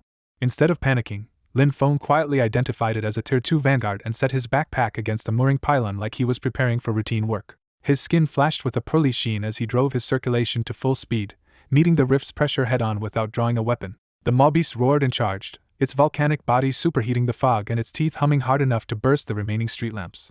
Lin Feng stayed planted in the center of the avenue, because he remembered that the old timeline had ended here with the Bureau blowing the chemical tanks and turning Sector 04 into a crater. When the monster closed the last few inches, Lin Feng did not dodge away. He stepped inside its killing line instead. He met the beast's chest with a compact bare-handed strike, and the impact detonated like a contained shockwave through the whole dock. That one strike stopped the multi-ton vanguard cold in mid-lunge and shattered the bone armor protecting its core. As the monster screamed, Lin Feng coldly explained that its shell only looked strong because the rift's heat was holding its body together. Before it could recover, he grabbed straight into the broken armor and took complete control of its balance. Then Lin Feng pivoted and hurled the 6-meter beast face first into Terminal 3 hard enough to crater the platform and bend the cargo cranes. The beast thrashed in the crater and tried to reignite its thermal field, but Lin Feng was already standing over its neck with the fight basically decided. He gathered dense sapphire chi into his fist and gave the only judgment the creature was going to get: return to the ledger. His compact straight punch drove through the skull matrix, neutralized the abyssal core in less than a millisecond, and ended the Tier 2 Vanguard on the spot. The teeth's hum cut out, the giant body dissolved into gray ash, and Lin Feng was left alone in the smoking crater as the western docks fell silent again. With the western docks silent again, Lin Feng walked back through the smoke and casually picked up the backpack he had set aside before the fight. Then his hidden transponder started pinging with an urgent bureau update, breaking the eerie quiet. The message confirmed exactly what mattered. The Sector 04 rift had dropped to zero, the Crimson Maw Beast was erased from the National Ledger, and Director General Sun had opened the Imperial Academy's archives to Lin Feng. Lin Feng smiled at the result. Because the disaster at Sector 04 was erased, the state was now locked onto his plan, and the next step on his path led straight into the Academy's hidden records. He pulled up his hood and disappeared into the creeping pre-dawn fog, leaving the execution ground behind and heading for what came next. Early that morning, Lin Feng walked into the Academy's underground inner sanctum and the security forces treated him like someone above the rules. The whole perimeter had changed after Sector 04, with drones, military cordons, and federal orders pushing the legacy clans out of the Academy grounds. Seeing the lockdown, Lin Feng quietly judged that the state had fully adopted his fault line blueprint ahead of the winter solstice. At the Great Archive Vault, Instructor Meng personally met him and announced that the Bureau had suspended his academic restrictions and opened the core database to him. Lin Feng thanked her, and even that soft reply carried enough force to make the metal track hum as the vault doors opened. Inside, he entered the hidden nerve center of New Huaxia's lost cultivation history, where ancient inheritance records and advanced data sat side by side. He ignored the ordinary training manuals meant for clan heirs and went straight for the one place that mattered, the central obsidian terminal called the Nine Heavens Spatial Archive. To Lin Feng, this archive was no rumor at all but a lost strategic secret that had been destroyed in his previous life. Instead of using any official key, he pressed his palm to the terminal and slipped a microscopic strand of liquid chi directly into its logic core. The console shuddered, its crimson loop turned gold, and the Bureau's defenses accepted his Stage 1 chi without even sounding an alarm. A classified source log unfolded above him and gave Lin Feng exactly what he wanted. Mount Tai Sector 02 aligned perfectly with him, and the Central Sanctuary's main tear would breach in 72 hours.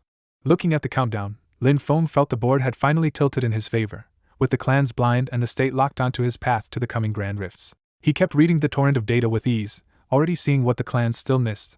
The 5 sanctuaries were part of one underground network, not isolated outbreaks. Then Instructor Meng stepped deeper into the vault and brought new political news. Zhao's central branch had tried to recover its seized access through the courts, and Sun answered by militarily occupying their offices instead. Lin Feng immediately shut the terminal down before the room could log the Mount Tai coordinates. He told her the Zhao family was fighting with dead laws, while Sun understood that court papers would be useless once the sky split open. That answer hit hard because Meng had trained every kind of gifted clan student before, yet Lin Feng still felt like something outside the system she knew. Meng then revealed how far Sun's protection now went.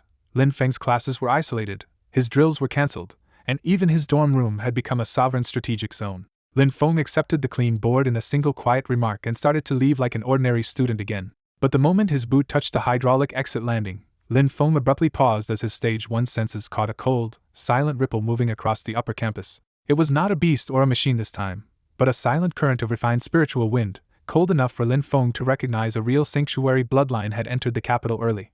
He stepped out into the foggy courtyard and vanished into the mist, already knowing the corporations had run out of pawns and started calling in their true bloodlines. By morning, a razor-cold spiritual mist thickens around Dormitory Block D, and Lin Feng stands in the courtyard already watching one exact point in space. The distortion ahead does not rip open like a beast rift. It folds inward into hard geometric frost, showing something much more controlled is arriving. From the center of that frozen pattern, Han Shui materializes in one ghost smooth step, the Northern Frost Sanctuary's direct successor finally stepping onto the capital stage. Lin Feng sizes her up at once and realizes this is no Zhao-style fake prodigy, but a true Stage 1 chi circulation heir raised on clean spiritual marrow since childhood. Han Shui opens by saying Lin Feng should not exist in any historical record, and she bluntly asks who taught him to erase enemies without leaving a trace. She takes one light step forward, and invisible freezing pressure spreads from her boots until the concrete path turns slick with ice. Lin Feng answers without budging, telling her the sanctuary built its plans on old assumptions and will burn first when the rail board shifts. Han Shui drops the debate and snaps into action, flicking her wrist to unleash the glacial lock at point-blank range. 5 dense crystal pillars erupt from the ground and spear toward Lin Feng's throat and joints with enough force to shred armor. Lin Feng does not dodge. He only shifts his shoulder half an inch and meets the lead pillar head-on. The entire frozen structure detonates into harmless white powder, and the backlash rips through Han Shui's own technique. Han Shui stumbles back in shock, suddenly pale, because his raw baseline mass is enough to crush her pristine framework without even using a flashy technique. Real fear breaks through her composure when she realizes his body is built on an unbroken foundation and his marrow has already been scoured with pure geocentric fuel. Lin Feng adjusts his backpack strap and calmly gives her a command instead of a threat. He orders Han Shui to tell her sanctuary directors to stop tracking the capital ledger and send 3,000 tons of uncut northern marrow stones to Block D by tomorrow dusk if they want to survive the Grand Rift in 72 hours. Then Lin Feng simply turns and walks off, leaving Han Shui alone to absorb that the hidden bloodlines have entered early, but he is already moving ahead of them. Back inside room 409, the cold never reaches Lin Feng's space. He sits bare-chested on a hemp mat as his stage 1 circulation cleans the last trace of Han Shui's ice from his meridians. He works out the next step in complete calm. Han Shui will deliver the stones, because refusing him would doom the Northern Frost Sanctuary when the rift opens. He also knows exactly why he needs that mountain of ore. Ordinary ambient energy is no longer enough, and only deep geocentric marrow can drive his stage 2 meridian loop through the dew channel. A series of heavy metallic thuds interrupts the silence, and Lin Feng immediately recognizes that this is logistics arriving, not another Zhao attack. He rises, pulls on a fresh black t-shirt, and heads to the reinforced window to see what rolled into the plaza. Outside, an elite convoy has sealed the loading area behind Block D with 6 strategic reserve carriers and a ring of Black Ops guards scanning the forest line. At the center of that military-grade delivery stands Han Shui again, with Instructor Meng beside her holding a glowing clearance tablet. Instructor Meng calls up to Lin Feng that the delivery is validated and all 3,000 tons of marrow mineral have been moved under his strategic account. Lin Feng does not bother with the stairs and simply steps from the window, drifting down through the fog with impossible ease. He lands 3 paces from Han Shui, and she cannot stop staring at his hands while forcing her breathing to stay steady after what happened in the courtyard. Han Shui hands over a silver cloner key and confirms the shipment comes from deep fault blocks, far beyond the capital's synthetic materials. But she adds that her sanctuary director sent a warning with the ledger, which tells Lin Feng this is about more than the 72-hour countdown. The real warning is about the Imperial Core Rift. Han Shui says Lin Feng is underestimating the board, because the Southern Flame Syndicate has already mobilized 3 gilded elders to seize the marrow before the gates turn white. Lin Feng pockets the key with a cold smile, completely unmoved by the idea of hidden elders crawling out to challenge him. He tells her to let them come, because when the sky splits he will show those vault-born elders how small they really are. Then he turns away from Han Shui and walks toward the lead transport, already focused on igniting his second loop tonight as the countdown to the rupture keeps bleeding away. Under a code black lockdown behind dormitory Block D, the Academy finishes moving 3,000 tons of northern marrow stones into the hidden vaults beneath Lin Feng's quarters. Inside room 409, Lin Feng sits alone on the floor surrounded by hundreds of dark ice-crusted marrow stones, and the sheer cold pressure starts frosting the walls in silver patterns. Remembering Han Shui's intel, Lin Feng realizes these stones are not ordinary spiritual fuel at all but raw geocentric marrow strong enough to force open his dew channel. He decides he cannot just circulate chi this time and instead has to hammer his marrow and spine into a perfect second loop strong enough for what is coming. As Lin Feng recites the cultivation formula, his internal engine surges and a spherical vacuum yanks the marrow stones off the floor into orbit around his body. The ice shell on the stones vaporizes, and long sapphire streams of raw marrow energy drill straight into Lin Feng's open pores. The pain is brutal enough to destroy normal cultivators, but Lin Feng stays steady and forces the freezing geocentric current into the base of his spine. Node by node, the current tears through the old impurities in his dorsal pathway until his ribs and collarbones begin glowing with a silver-white light. At 2 a.m, the breakthrough detonates as a silent pressure shockwave blasts room 409 apart and turns every floating marrow stone into drifting white ash. When Lin Feng opens his eyes, a golden flash burns out the corridor camera and confirms his chi circulation channeling has advanced to stage 2. He quietly confirms that the second loop is locked, and even his voice carries enough weight to vaporize the puddles outside the dorm. After pulling on his gray utility jacket and backpack, Lin Feng checks his transponder and sees Director General Sun's alert that 3 gilded elders have crossed the southern defense grid and are racing toward the academy.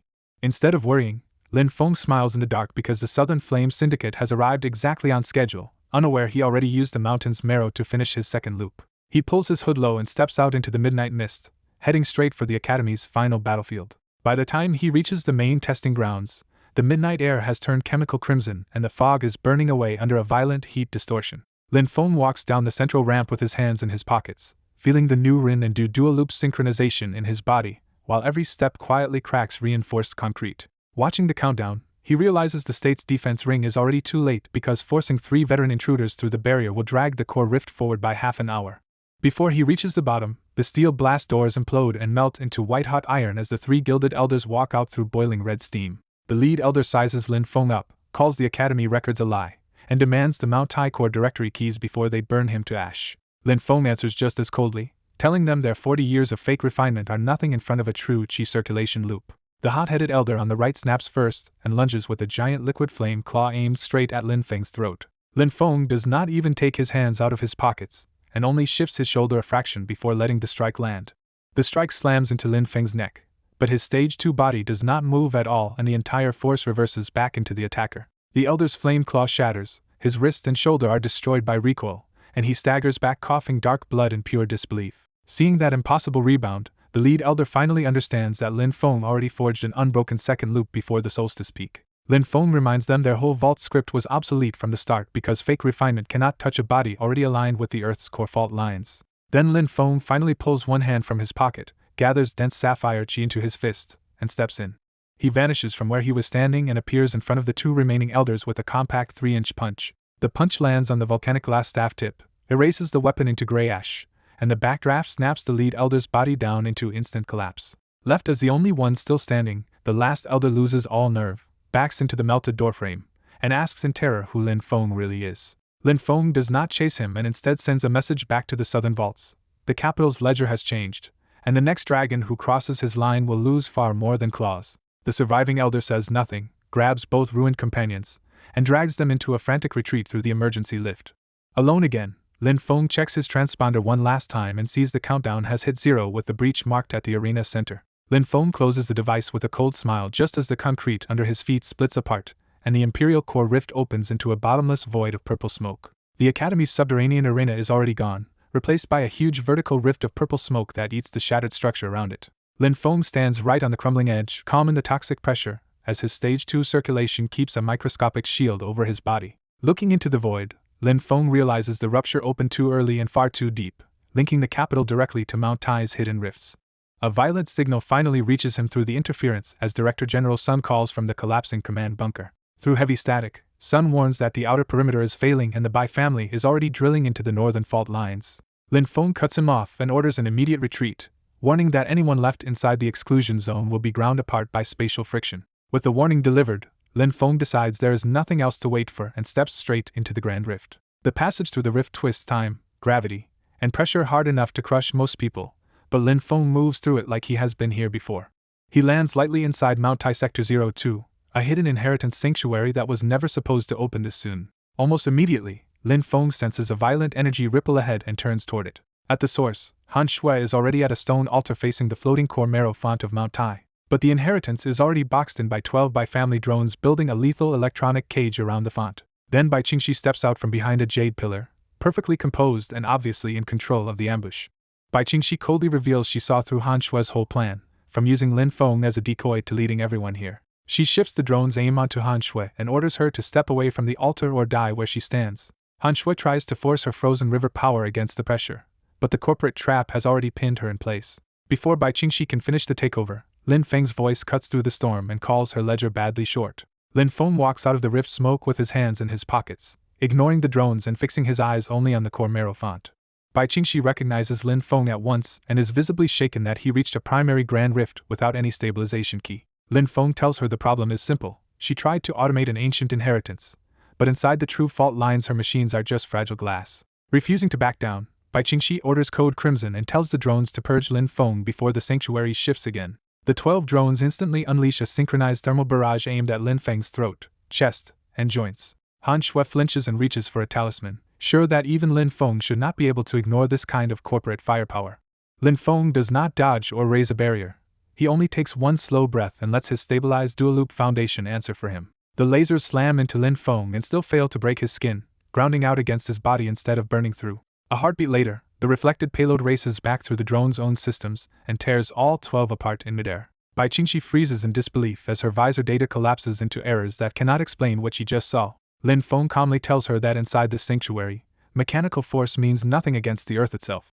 Then he steps forward like the mountain itself, making it clear that Bai Qingxi's corporate claim is already finished here. In the giant jade cavern, the last shattered Bai drones burn out, and the sudden silence makes Lin Feng's win feel even more unreal. Bai Qingxi freezes over her wrist interface because her systems cannot explain how one unbacked student just erased a military drone strike by himself. Han Shui grips her ancestral talisman and finally understands that Lin Feng is operating on a level her sanctuary training cannot even touch. Lin Feng calmly tells Bai Qingxi that her company spent all night trying to automate this inheritance, but real chi power makes her machines as fragile as clay.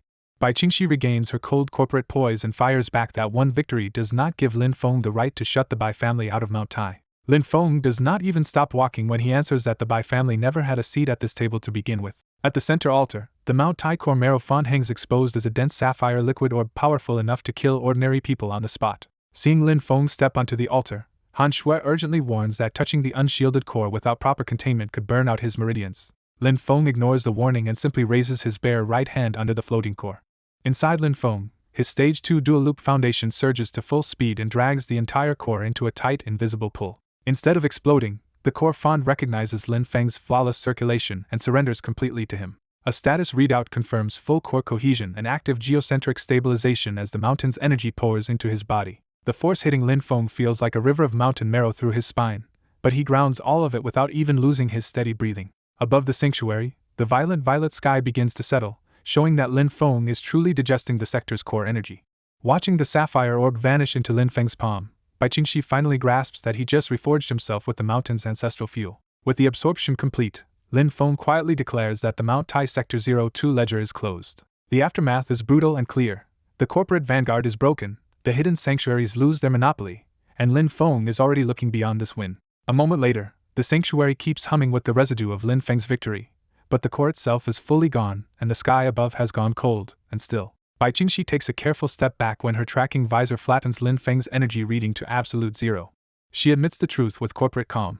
Lin Feng absorbed the raw geocentric core barehanded, and the capital has no record of a commoner body this strong. Lin Feng answers that the capital archives were written by people who only know paper wealth, not real cultivation. He presses harder, reminding her that the Bai family spent months drilling for monopoly, only to discover that true chi users can smash that whole model apart. Han Shui stands perfectly still and realizes her sanctuary's proud spiritual path now feels small and hollow next to Lin Feng's sheer structural power. Then Han Shui breaks the silence with worse news.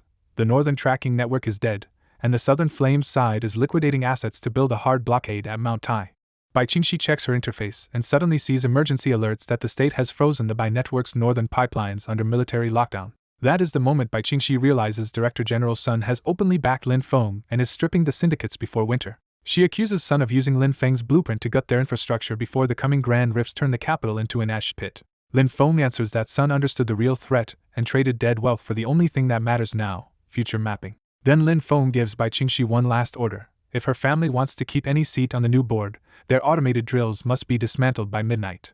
Without waiting for an answer, Lin Feng adjusts his backpack and turns away from both heiresses. His shadow disappears into the purple smoke near the transit shafts, leaving Bai Qingxi and Han Shui stranded in the wreckage of a deal they can no longer control. By the time he leaves, the corporate tracking net is in pieces, the syndicates are splitting under pressure, and the state is effectively shielding Lin Feng's next move. And with Mount Tai's first struggle settled, Lin Feng's path points straight toward the much bigger fight waiting in the core inheritances. With the core marrow font fully absorbed, Lin Feng leaves the dying pocket dimension as its purple smoke recedes and the once jade pillars go dead and gray. Han Shui and Bai Qingxi trail behind in stiff silence, because Lin Feng's new power has completely crushed the pride they walked in with. As he climbs the tunnel, Lin Feng confirms the Mount Tai core has stabilized his dual-loop foundation, but he knows the southern flame blockade is still waiting at the real exit. The tunnel opens into a freezing mountain valley, and the entire pass is buried under an artificial crimson heat shroud. The Southern Flame Syndicate has sealed the exit with an all-out blockade of elite fighters and 6 heavy plasma turrets. At the center of the line, Marshall Hu waits with a giant execution blade and the confidence of a man who thinks he owns the mountain.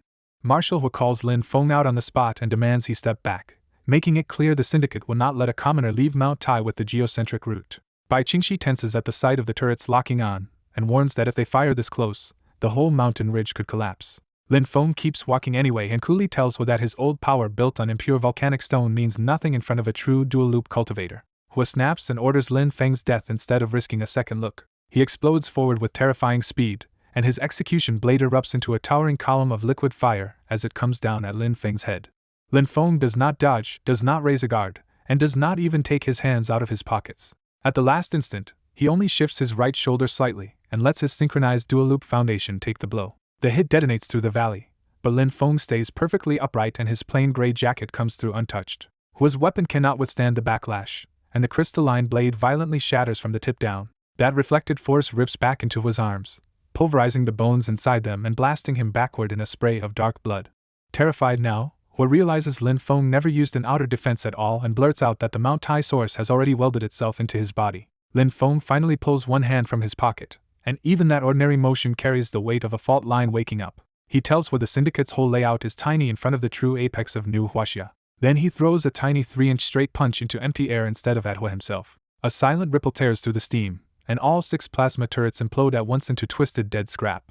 The vanguard fighters instantly lose their nerve, drop their weapons, and watch their 12-hour heat shroud vanish as the Rio freezing wind returns. With both arms ruined and his authority shattered, Hua collapses to his knees and admits the capital still has no idea what kind of monster it has brought onto the board. Lin Feng does not answer, and just walks straight through the paralyzed blockade as if it was never there. By the time he reaches the far side of the pass, the Mount Tai blockade is finished and Lin Feng is already stepping into the next phase with the country forced to follow his lead. After crushing the southern flame side, Lin Feng climbs the frozen Mount Tai pass with eerie calm, his power now fully settled into a silent and perfectly balanced stage 2 loop. Bai Qingxi breaks the silence to say the regional defense logs have gone dead, and the Southern Syndicate has stopped fighting the state over Lin Feng's status and started retreating behind its old clan seals. Lin Feng answers that retreat will not save them, because a power built on stolen and corrupted Earth energy will be the first thing to collapse when the continent changes. The trio reaches the absolute summit, a bare circular granite plateau hanging above the capital's rust-colored smog under a huge pale sapphire sky lens formed by the Mount Tai rift. Waiting at the center is Director General Sun, already holding the summit for the state with a single Black Ops transport idling at the landing zone behind him. Sun tells Lin Feng the outer cordon is sealed and the Bureau has purged everyone else from the area under Code Black, making this mountain a locked military zone.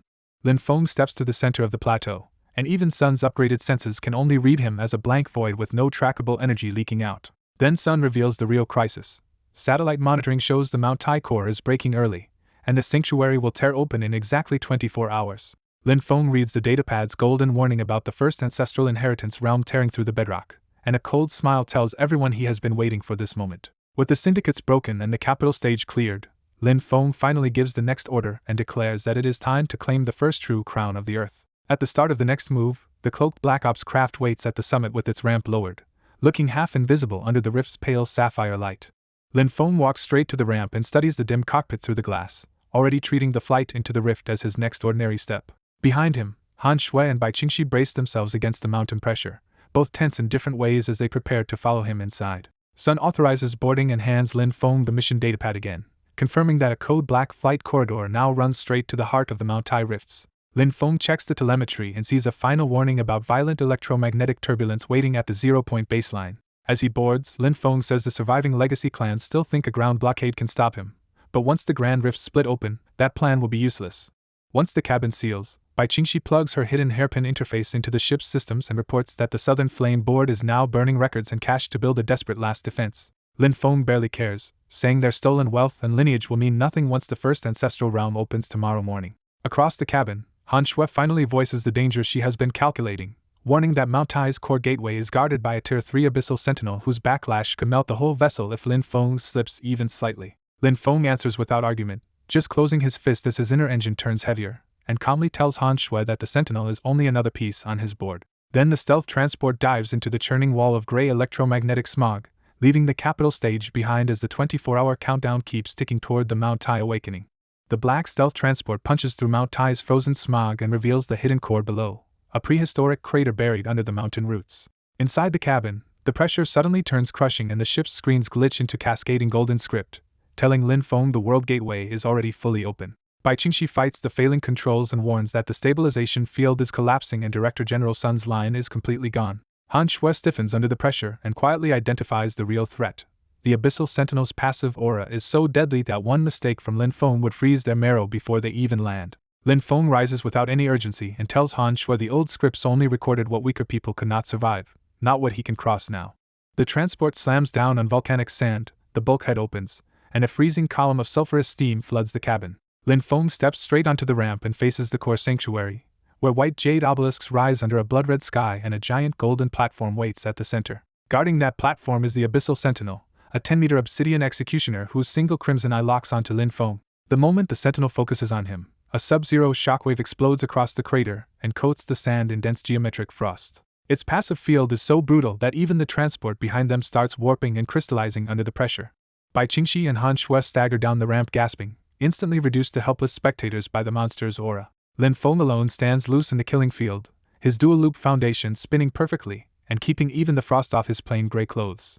The sentinel lets out a metallic shriek, forms a 4-meter crimson execution spear, and launches straight at Lin Feng's throat. Han Shui and Bai Qingxi can only watch in horror, because to their senses that strike is certain death before the blade even lands. Lin Feng does not dodge or raise a barrier. He only exhales and drives his stage 2 circulation to full output. The spear slams into Lin Feng's throat line and triggers a huge thermal shockwave that strips ash from the crater and blasts nearby jade obelisks apart. Even the parked transport gets mauled by the backdraft, with its rotor mass sheared off and crashing into the volcanic mud. But when the smoke clears, Lin Feng has not moved at all, because his scoured foundation reverses the sentinel's force instead of receiving it. That reflected impact runs back through the weapon, implodes the plasma spear, and tears the sentinel's right forearm apart from the inside. The giant sentinel stumbles back in visible instability, and its blazing eye dims from crimson to a sickly violet. From the mud, Han Shui realizes the terrifying truth. Lin Feng just grounded a Tier 3 Vanguard strike with nothing but his own body. Lin Feng calmly raises his fist, gathers dense sapphire chi, and tells the sentinel its whole body is only a crude shell held together by rift heat. Then Lin Feng vanishes from the sanctuary's visual baseline in a single step. He reappears above the sentinel's chest and drives a short 3-inch punch straight into its faceless head. The punch kills the sentinel from within, shutting down its core in an instant and turning the giant executioner into harmless gray ash. With the guardian gone, the whole Mount Tai core falls into a heavy, unnatural silence. Lin Feng lands lightly and walks to the center platform, where the absolute continental geocentric root key is waiting above a stone pedestal. He takes the crystal with his bare hand without even hesitating. The sanctuary erupts in blinding golden script light as the ancient root recognizes Lin Feng's flawless foundation and surrenders itself to him. Lin Feng slips his hand back into his pocket with a cold smile as the blood-red sky breaks apart, and clean blue light finally opens over the capital stage. With the sanctuary stripped, the old monopolies broken, and the capital climb finished, Lin Feng steps out of that victory and onto the global stage. With the root key fully absorbed, Lin Feng stabilizes the Mount Tai sanctuary instead of letting it collapse. The whole basin visibly resets, as the blood-red sky is scrubbed into a clear sapphire horizon over black volcanic sand. Lin Feng quietly judges the result. He has locked down Huaxia's first true crown, but the global powers will move now that the balance has shifted. Bai Qingxi and Han Shui step up behind him, both reading his silence and the new danger hanging over the mountain. Bai Qingxi breaks the silence with a fresh state alert from Director General Sun's bunker. The alert is blunt. Western Sanctum warships have formed a blockade off Jiangnan and landed over 1,000 elite mercenaries to seize the maritime fault nodes. Han Shui warns that the moment Lin Feng bonded the geocentric root key, foreign monitoring arrays would have realized their global monopoly was in danger. Lin Feng answers without hesitation. The maritime nodes already belong on his side of the ledger. He picks up his worn backpack and makes it clear he is heading for the coast, not waiting for anyone to rescue him. Lin Feng dismisses the enemy's steel blockade as shallow thinking, because once the deep-sea rifts open, ordinary warships will be no tougher than clay. A sharp engine whine cuts across the mountain as 3 Central Regulatory Bureau fighter vessels descend in perfect formation.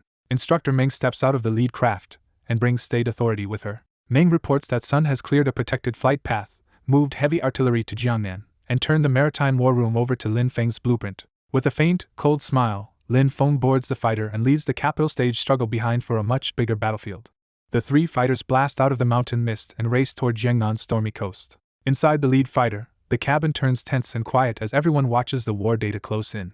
As they enter the maritime zone, Instructor Meng projects the enemy setup over the deep-sea trench. Meng reveals the scale of the blockade. 3 Leviathan-class dampening cruisers have locked themselves over the nodes and crippled coastal targeting for 50 miles. Lin Feng stays perfectly calm and says the enemy still doesn't understand the real rule of a seabed rift. When the solstice breaks the locks, only the core engine will matter. Bai Qingxi adds that the mercenaries have already occupied the offshore drilling platforms and are trying to strip the ocean cache before Sun's artillery can target them.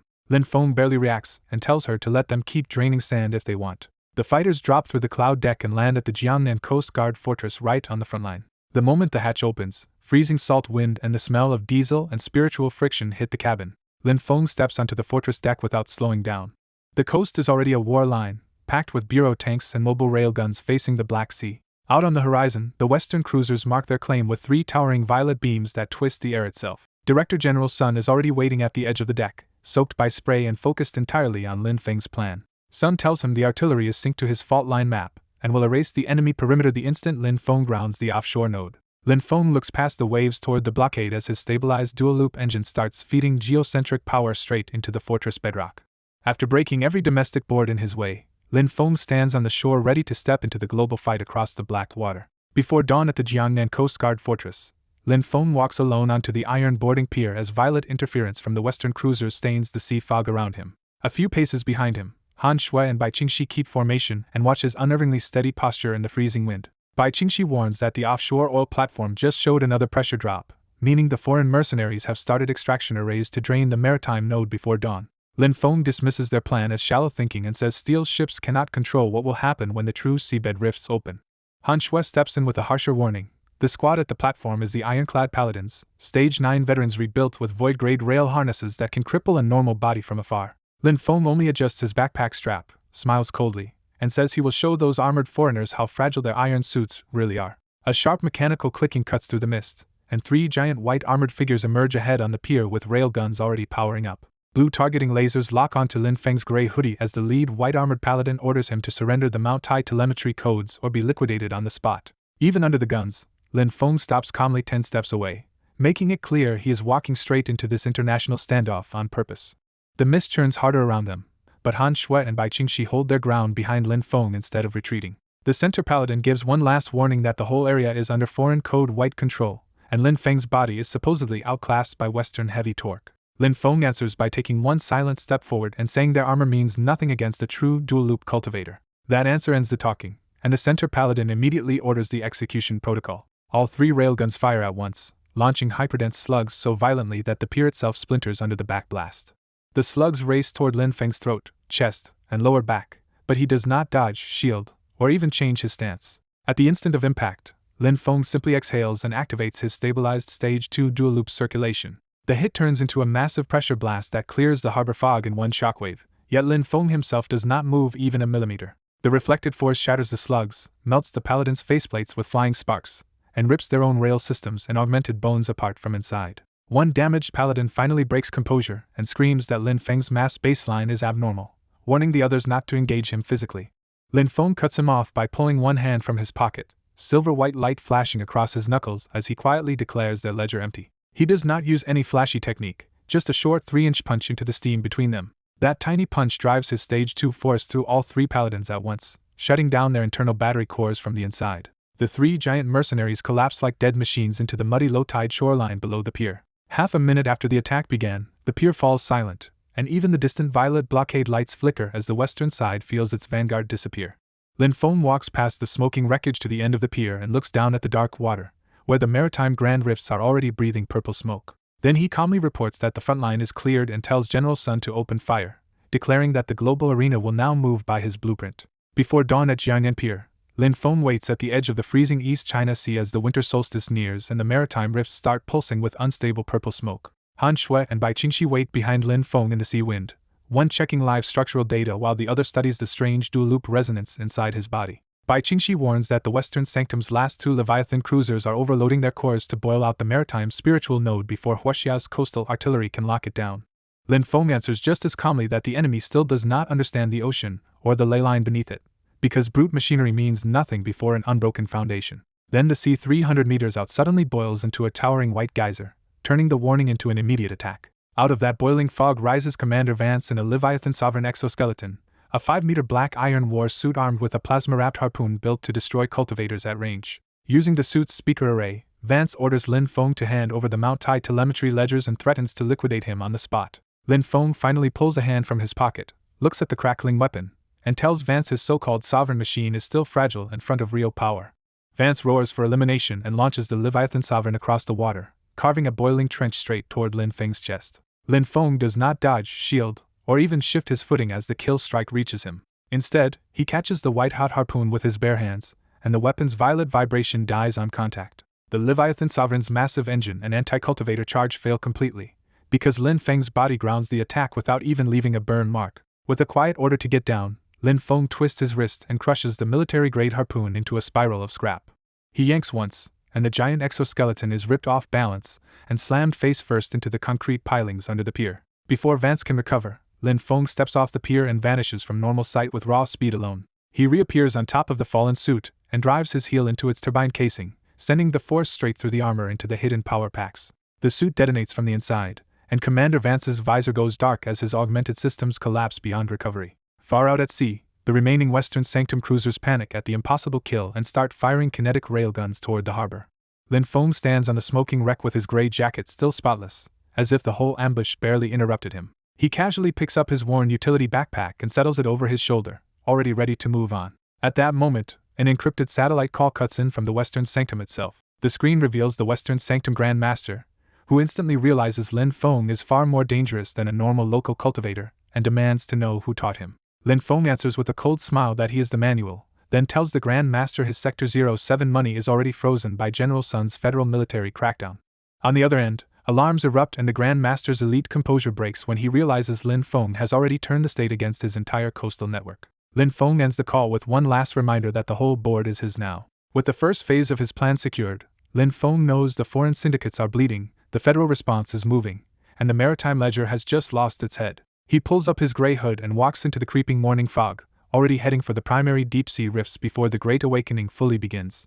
At gray dawn in Jiangnan Sector 07 harbor, the sea is already smothered by a wall of dark purple mist, and Commander Vance's shattered exoskeleton lies half-buried in the frozen mud below the observation deck. Lin Feng crosses the ice-slick transit ramp with eerie calm, his condensed dual-loop circuit so perfectly controlled that the surrounding military arrays cannot even pick up his presence. Han Shui and Bai Qingxi follow 3 paces behind him, disciplined and alert. As Bai Qingxi works the submarine's manual override and Han Shui quietly studies Lin Feng's impossible steadiness. Inside the submarine entrance, Bai Qingxi reports that Sun's coastal artillery and the state's railguns are already in place. But the worst news is below them.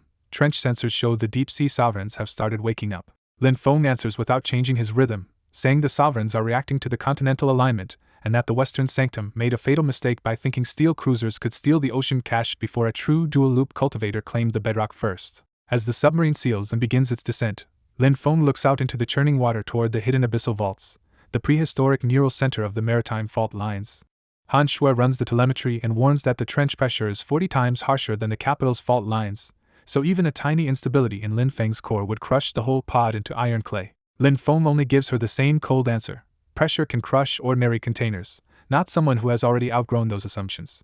With the coast already arranged to his plan and the surface powers still fighting over the wrong battlefield, Lin Feng descends straight into the deep-sea arena he intends to claim first. More than 3,000 meters below shore, the titanium hull groans under crushing pressure, while sapphire curtains of light split the darkness outside the viewports. Watching new interference spread across the radar, Lin Feng realizes the Western Sanctum has given up on controlling the coast and is now trying to force open the inner seals from deep-sea drilling platforms instead. Bai Qingxi confirms the shift and says foreign syndicates have already deployed trench overseer units, locking down the outer gates of the main vault with high-frequency magnetic anchors. Ahead of them, Han Shui sees the abyssal vaults clearly for the first time and realizes the structure does not match any modern geology at all. She warns that the vault's ancient matrix gives off a cold kinetic wind strong enough to calcify a top flesh refinement expert from 100 meters away, so any slip in Lin Feng's foundation would still mean instant death for all of them. Lin Feng repeats his answer with the same unnerving calm, and the submarine settles smoothly into a landing cradle carved from white jade on the trench floor. The docking lock slams shut, the decompression system bursts open with a violent hiss, and sulfurous white steam floods the airlock as the vault threshold opens before them.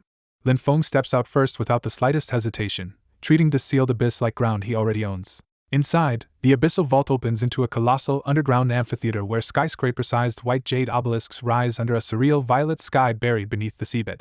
At the central altar, Lin Feng finally sees the real obstacle.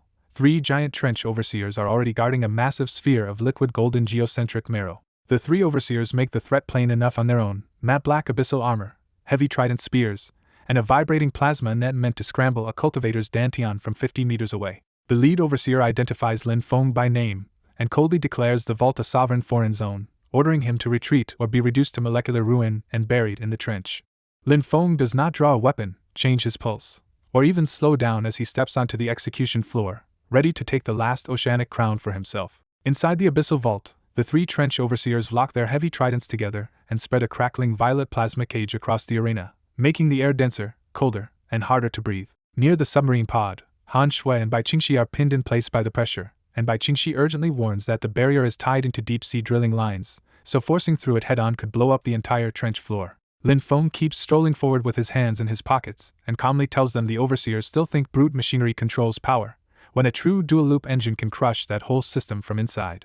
The lead overseer gives the kill order, and all 3 giants lunge at once with trident thrusts aimed straight at Lin Feng's throat, chest, and abdomen. Just before the plasma edges touch his skin, Lin Feng only exhales and pushes his stage 2 dual-loop circulation to full speed. The clash erupts like a kinetic bomb, blasting ash and white steam across the vault and even cracking the giant white jade obelisks around the altar. When the smoke starts to clear, Lin Feng is still standing exactly where he was, untouched, because the trident's force reflected off his perfected internal loop instead of breaking through him. That reflected force rips through the overseer's weapons and armor, imploding the trident shafts and shredding their shoulder systems until blood, sparks, smoke, and hot lubricant burst out together. The lead overseer finally understands the gap and stammers that Lin Feng is grounding power through the earth itself without any external shield. Lin Feng steps through the steam, says their ledger is empty, and finally pulls one hand from his pocket. Instead of a flashy technique, Lin Feng throws a compact 3-inch straight punch into empty air, and the force travels through the atmosphere itself. That hidden strike instantly wipes out the overseer's core batteries, and all 3 iron giants go dark and crash to the floor in a dead line. Without even looking back at the fallen guards, Lin Feng adjusts his backpack strap and turns his empty gaze toward the glowing golden sphere on the central altar. With the foreign enforcers broken and the last gate open, Lin Feng walks up the altar steps in total calm, already treating the deep-sea prize as his. Now that the plasma cage is gone, the path stays eerily quiet as Bai Qingxi and Han Shui follow behind him at a careful distance, still stunned by how easily he erased the overseers. As Lin Feng nears the pedestal, Bai Qingxi quietly reports that the solstice has fully calibrated, the capital's corporate energy grid has gone dark, and the maritime rifts are opening under their feet. Lin Feng barely reacts and says the rifts are only following their natural program, showing he expected this upheaval all along. The prize in front of him is the core sovereign font of the deep sea, a massive liquid golden orb so dense that ordinary cultivators would collapse just standing this close. Watching him reach out, Han Shui goes pale and warns that if his dual-loop synchronization slips even slightly during absorption, the backlash will ruin his body for good. Lin Feng ignores the warning and closes his bare hand around the floating sovereign core without a moment of hesitation. The space around the altar drops into a total vacuum, and the golden sphere instantly recognizes his perfect stage 2 loop and gives itself up to him. The sovereign font drills through Lin Feng's palm and marrow, and a clean status confirmation appears as he secures the core and reaches absolute core cohesion. Even with the weight of the continental shelf crashing through his body, Lin Feng keeps his breathing flat and grounds the entire backlash into the jade beneath his sneakers. High above them, the vault's old violet sky suddenly breaks apart, and centuries of ash clouds vanish to reveal a clean blue horizon. With the sovereign core absorbed, Lin Feng lowers his hand, slips it back into his pocket, and turns to the 2 heiresses with cold golden-flecked eyes and a faint, undefeated smile. In the abyssal vault, Lin Feng stands on the golden platform after absorbing the core sovereign font, and the whole place settles as if the trench itself has accepted him. Bai Qingxi and Han Shui walk up to him more carefully than before, because his transformation is obvious even to them. Bai Qingxi tells Lin Feng the atmosphere has fully stabilized, and the Western Sanctum's last cruisers are not just retreating but abandoning Jian and for good. Lin Feng barely reacts, because to him this is just the old powers finally understanding they already lost. He says the capital phase is over, slings on his worn backpack, and reminds them the maritime vault was only the first layer of a much bigger inheritance still coming at dawn. Han Shui warns that the celestial sects will appear at solstice dawn, and unlike the earthly powers, they judge people by the purity of their marrow, not money or infrastructure. Lin Feng answers with a cold smile and says the celestial sects can come, because he already rebuilt the foundation before they even arrived. That confidence is cut by a violent shudder from the Federal submarine pod as an emergency signal slams across every tactical screen. The alert reveals a celestial breach over the Jiangnan coast, with Sovereign-class Vanguard signatures already descending straight toward the vault. Lin Feng stays completely unmoved, steps down from the platform, and treats the arrival like something he had already planned for. He says the celestial sects are the last auditors of the old era, and once they are wiped out, nothing serious will be left to resist the new order. He enters the pod and starts to launch while silver-white starlight begins rippling across the abyssal sky, signaling that the fight has moved into an even deadlier phase. Soon after, a stealth transport fighter cuts through the freezing upper atmosphere, carrying Lin Feng into the celestial threshold where the world starts touching the void. Inside the fighter, Lin Feng takes the command seat and studies the incoming silver-winged sect ships on a holographic display. The enemy vessels look nothing like modern warships, because they glide through the sky like curved white relics made from living starlight. Instructor Ming reports that the celestial gate has stabilized at 3,000 meters, and if those ships release their void-grade sonic arrays, every electronic system across Jiangnan will melt down at once. Lin Feng answers that they made the mistake of flying into a foundation he already scoured clean, which means their usual advantage will not work here. Instead of arming the fighter, he reroutes the entire engine core into a geocentric grounding frequency taken from the abyssal vault. The fighter effectively disappears, not by ordinary cloaking, but by matching the energetic frequency of the surrounding void so perfectly that the enemy cannot separate it from the sky. Bai Qingxi watches the target vectors wobble and realizes the celestial ships sense something dangerous but misread it as a spatial collapse from the rift. Lin Feng tells her to let them keep that mistake, because the vanguard has drifted right into his perfect kill zone. Then the celestial vanguard shows itself, with robe being stepping out from the lead ship and unfolding wings of white flame across the sky. Lin Feng rises from the command seat without checking gear or armor, because he has already decided to meet them head-on. He grabs the emergency release and opens the rear loading ramp, letting the freezing vacuum force air scream into the cabin. Without a pressure suit, parachute, or harness, Lin Feng simply steps off the edge and drops toward the lead celestial ship like a falling stone. As he falls through the upper atmosphere, his dual-loop circuit surges to its peak and his body shines with silver-white fault-line light. By the time the celestial judges face him, Lin Feng is no longer just a cultivator falling from a plane, but the living anchor of the world's inheritance coming straight at them. At 3,000 meters, 3 silver-winged celestial ships hang in the freezing indigo sky and turn the upper atmosphere into a screaming pressure zone. Lin Feng drops straight through that chaos like a dark spear, already locked onto the fleet instead of fearing it. As he falls, Lin Feng pushes his dual-loop circuit to its peak, and the Stage 2 Meridian Foundation in his body starts glowing silver-white. He does not just keep falling, he anchors himself into the sky itself and turns his body into a conduit for the Earth's weight. Inside the lead ship, the Celestial Vanguard leader lifts a crystalline staff to unleash a void-grade purge over Jiangnan while the formation braces under the sudden pressure shift. Then the leader's staff suddenly dies in his hand, and the starlight running through the flagship's wings and system sputters into gray ash. Lin Feng slams onto the flagship with the weight of a mountain fault line, and the deck folds under him at once. His arrival is not just a hit, it inverts the ship's whole energy system and floods its resonance arrays with something they cannot survive. The Celestial Vanguard never gets to fight back, because their robes smoke away and their burning wings collapse under the earthbound pressure Lin Feng brought onto the ship. When the first ship dies under him, Lin Feng looks up and sees the other 2 vessels already trying to break away from the gravity well. He quietly ends the matter with a single line, saying the audit is over. Lin Feng does not chase them at all, he just taps the air with one finger and lets the sky obey.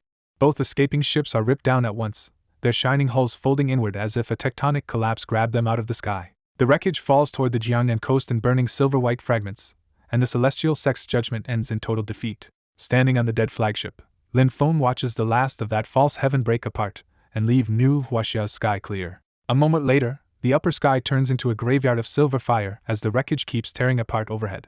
Lin Feng remains on the lead ship's blackened deck while every trace of its old starlight resonance stays cold and dead under his feet. High above him, the celestial gateway snaps shut with brutal finality, cutting off the Vanguard's path for good. Lin Feng calmly decides the audit is officially voided, because the celestial sects crossed the atmospheric threshold in arrogance and left with nothing. With the battle over, Lin Feng pushes off the cold slag deck and vaults back into the freezing void toward the Bureau fighter's extraction path. He catches the slipstream of a Bureau fighter vessel as it cuts through the debris field for extraction. Inside the command cabin, Instructor Meng keeps the fighter steady even with the wreckage still shaking the whole flight path. Beside her, Bai Qingxi and Han Shui stare out through the viewport, still trying to process what Lin Feng just did. What they witnessed was absurd even by their world's rules, because Lin Feng erased a Tier 4 Vanguard with a localized tectonic inversion. Then Instructor Meng reads off the result. Every foreign force in the Jiangnan grid is withdrawing, and the Western Sanctum has formally surrendered its regional resource claims. Back in the fighter, Lin Feng takes the pilot's bench, pulls his hood low, and answers the victory with work instead of pride. He pulls out his plane transponder and starts entering the final registry code for the maritime inheritance he just secured. Lin Feng says the audit was only the capital's final institutional test, and warns that when the winter solstice peak arrives tomorrow, the gates to the first celestial realm will open beneath the capital. He lays out the stakes plainly. The maritime trench and geocentric routes are secured, but the gates beneath the capital will decide the era itself. Han Shui looks at him differently now and says he is no longer just defending the forgotten, he is building the new order himself. Lin Feng ignores the praise, finishes the command, and locks the maritime inheritance into his own Dao blueprint. Then he answers in the simplest way possible, calling himself only a regressor and saying the era is finally his to manage.